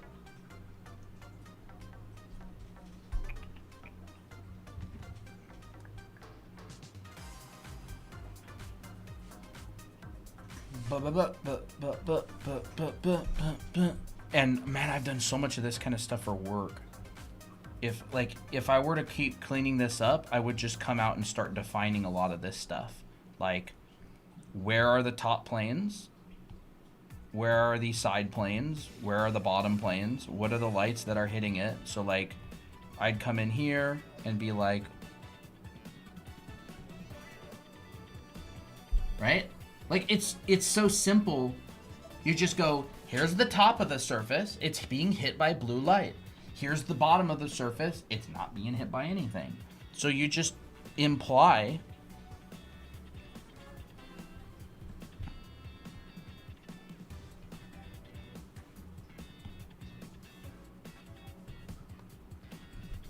Like that.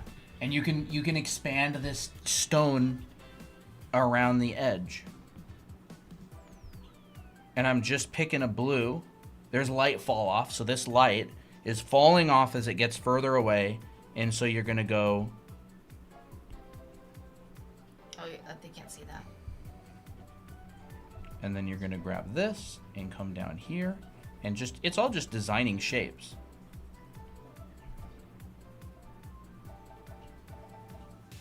This is some of the most like fun things to kind of mindlessly paint, you know? Mm-hmm.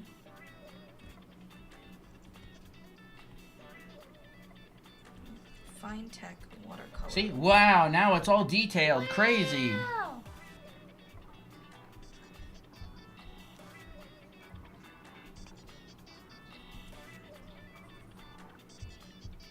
And then you can go and decide, like, what do these pillars look like? Are they just stumps? Are they stone? Are they blocks? Are they cylinders?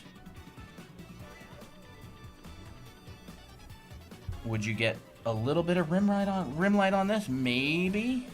Depending on how... Maybe these are like slick, right? Maybe there's some sort of wetness to it, like it rained or something. You could come up here and... How would complementary colors work into this? Could you make a shadow of the altar dark orange? Shadow of the altar a dark orange? I don't really need to. I've already got the colors. So like the shadow, the only way I would get an orange in here is if I decided there was an orange light out of frame that I can't see. In which case I'd come in here probably and do something like this. Like, let's say someone is carrying a torch up these stairs. And so all of these planes that are facing the torch are going to be lit by orange. And let's just say I've got this and I've got this.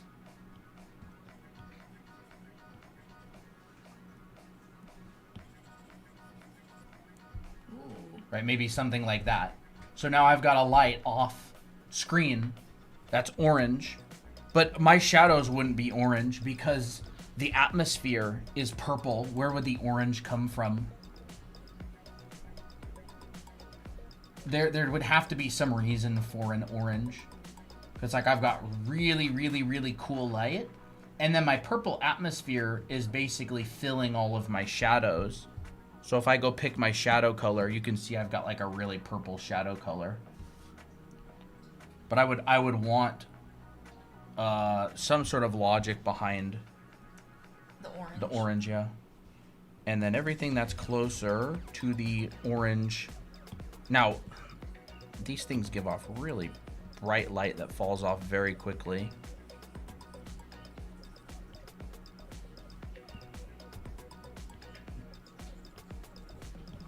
Oh, look at this Jerry's Art of Drama.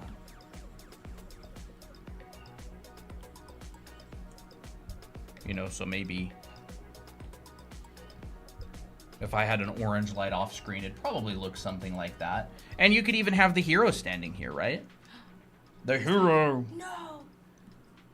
Maybe the girl is his love interest and she got turned into a sacrifice. Yeah. So the hero...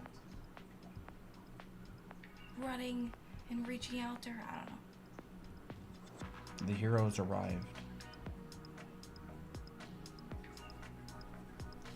Cyber says, not sure what type of satanic ritual this is, but I'm in. Yeah.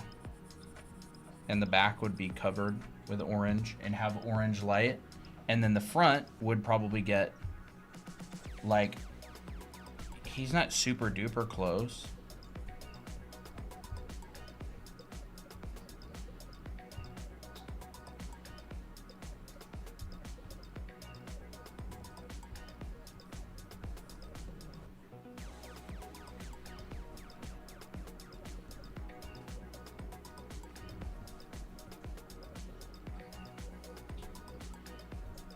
You know, maybe something along the lines of that. I'd probably silhouette him a bit more.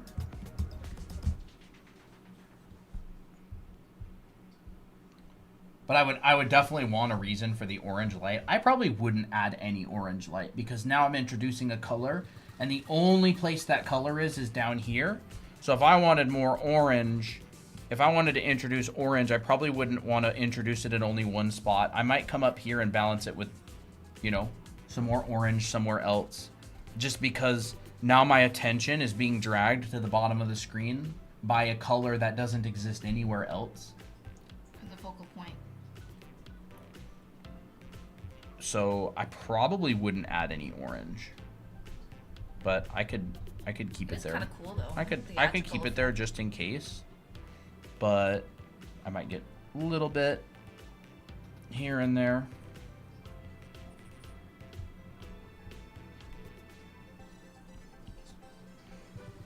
Maybe it's actually more of a widespread orange. Maybe there's more torches down there, so there is more orange. And so I'm going to take all of these planes that face that way, that face towards the camera, and I'm going to, like, put a little bit of orange. Wow. See? Oh, that's sick. And that's literally just what it is. I'm going, I have a cube, and everything that's facing this way is orange. Everything that's facing this way is this color, and everything that's facing to the left. Oh, it just. Everything that's facing this way is this color, and everything that's facing this way is this color. You can still see the cube. The cube is there, like you can see it. So if I keep this logic, I can pretty much render, I can do anything with it. If I want a cylinder, I just render it like a cylinder. The left is dark.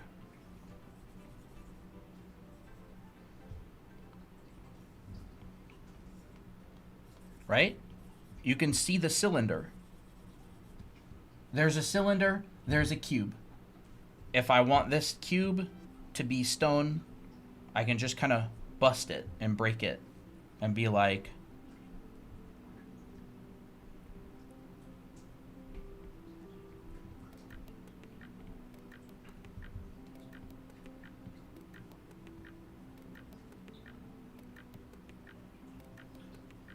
Actually makes a lot of sense. Nice. see, I've broken the cube. And the cylinder, you could wrap stone texture around it.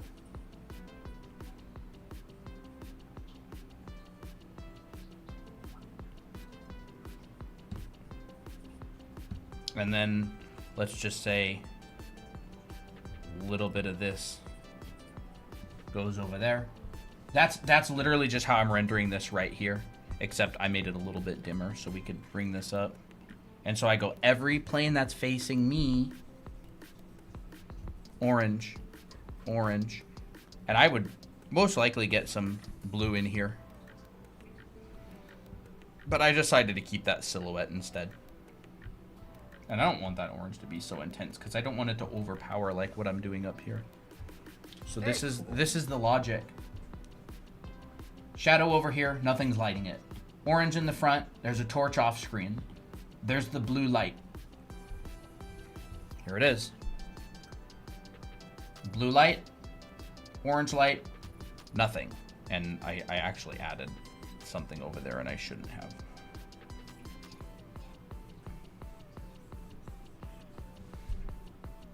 And if this was a cylinder, it would be this shape. And it would look like this. And I would have a core cylinder instead. Except it wouldn't have a big rim around it.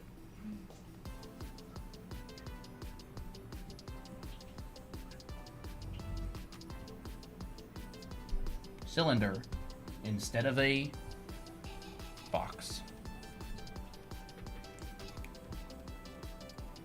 Cylinder, ellipse.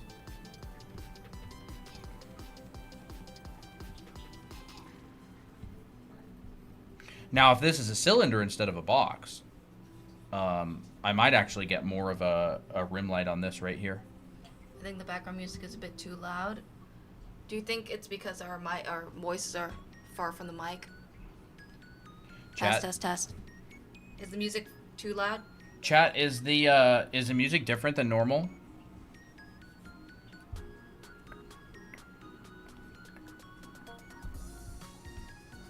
So now they're cylinders instead of, you know, whatever. No, it's the same. It's all the same.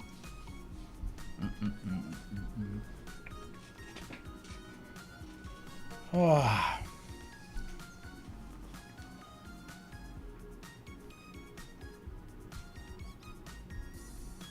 I didn't know if something got bumped. We usually have it at about this level. Mm-hmm. It always depends on where the light comes from. Yeah. I mean, light travels in a straight line, so if something's not being hit by the light, then it wouldn't be hit by the light. But, like, yeah, whenever I'm painting, I'm thinking, where is the light source, right? Again. Light. Here's my light.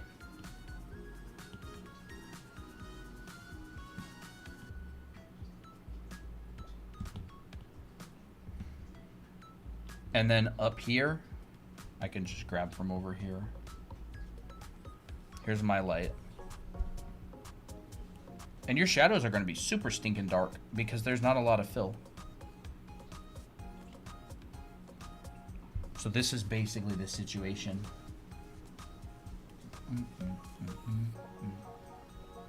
Like that sort of thing. Really looks like Riot Splash Art. I don't know how. Oh, they use a lot of saturated colors like this. They Very use, dynamic lighting. yeah, although I'm nowhere near a Riot Splash Artist level, but they do the same thing. We could even say, check this out, right? We could even say, this used to be a bridge, but now it's broken. And so we're gonna come over here, and we're gonna go. I made it too small. There it is. Let's just say that like this used to be a bridge. Now it's broken. That's kind of cool. And then if this used to be a bridge, let's just go ahead and... That's fun. Do something like that.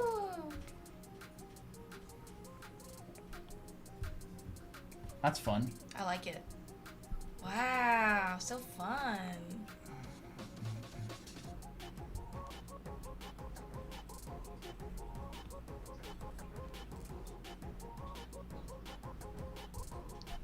I really like that.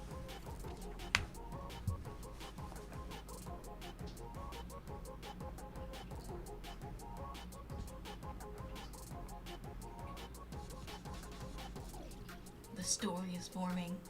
Yeah, I like an emerging story from an artwork. I think it's really fun.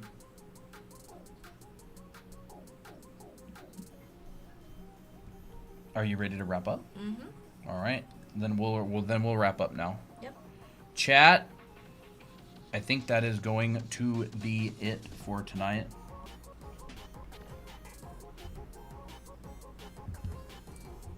Thank you all for coming and heading over. Sorry, I wanted to add a couple more overlaps in the background. See how much those add? Just so much. Really subtle overlaps.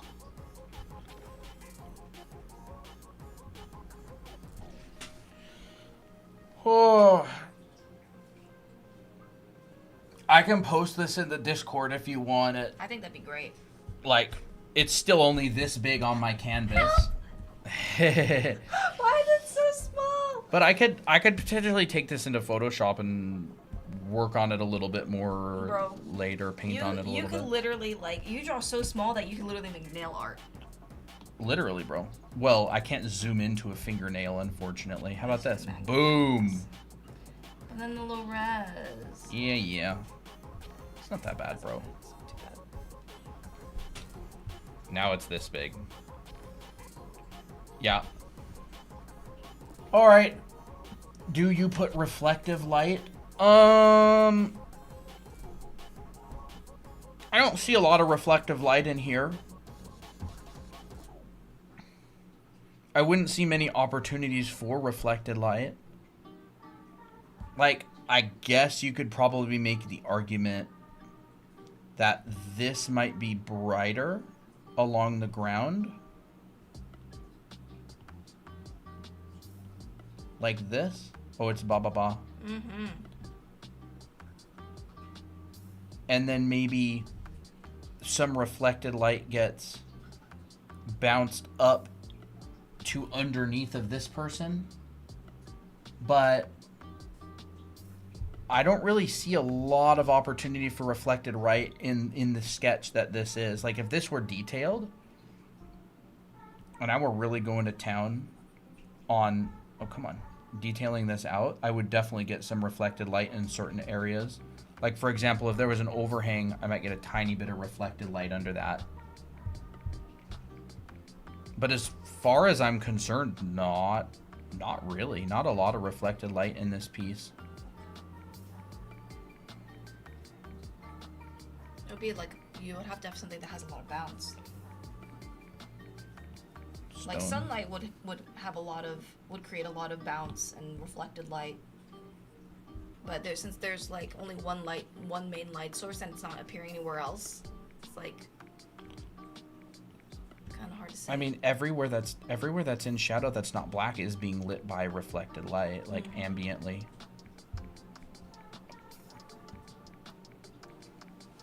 I wouldn't have too much.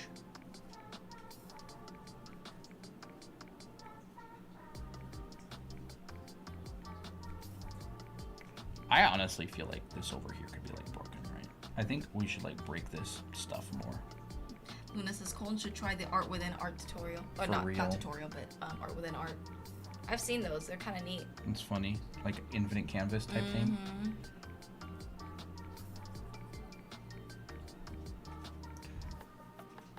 Can you do my pedicure? Maybe.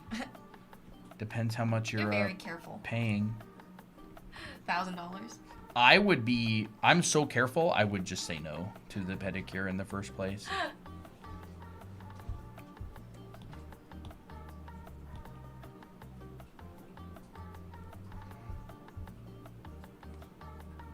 Of course it would get... I don't like getting brighter and more saturated towards the edge, but that's technically what would sort of happen here. You would basically just get like... Ooh, that glow is amazing. Like just a little bit's fine, isn't it? Yeah, you probably get something maybe along the lines of that. That's a cool scene. It's so... I don't know. I want to use the word generic. You know what I mean? It is A generic. single flame, a ritual, big background, but it works. Like, there's a reason it's generic is because the concept just, it kind of works. It's not reinventing the wheel. If it ain't broken, don't fix it. This ain't a unique piece of concept art, I'll tell you that, but it is fun. It's not meant to be unique. Yeah. Oh darn, how long did it take to draw that? Not very long. How long have I been working on it? An hour? Not an hour. We're already at 3 hours and 6 minutes. Yeah, probably an hour or so. That's cool though. But like all this stuff, like it's really rough in here, right? But Well, it's like not it a lot. uses that exact logic, which is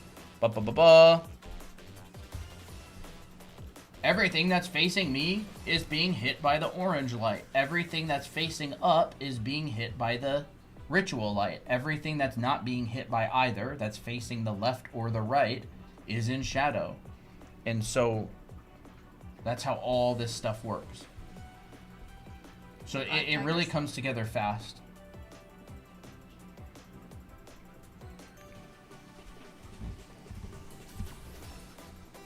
Can you gonna like sometime? And I want to try to find. Where the heck is the... Oh, here it is. Time-lapse replay. This is what it looks like. This is the painting.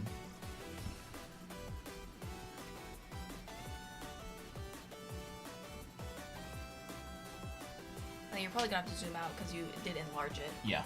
Look at the fire. Bro, it's so bad. You're like. I hated this shape for so long, and I finally like, okay, let's fix this shape of the fire.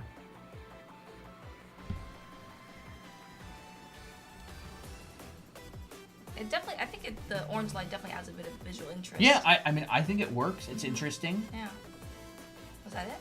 No. No, it's gonna get bigger though. There it goes. And it's all noodling at this point. Everything's pretty much set in. Noodling is the easy part. All right, we're gonna head out now for real this time. For real. My butt's. I am starving. Yeah. Thank you everybody for showing up and hanging out. I'll post this in the Discord and live stream demos if you want to do something with it. Hope you enjoyed the watercolor.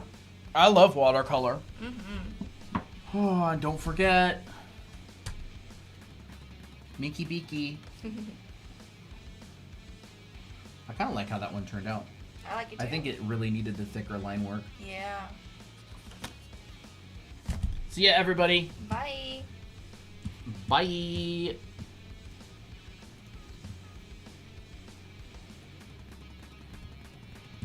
And bye-bye, YouTube.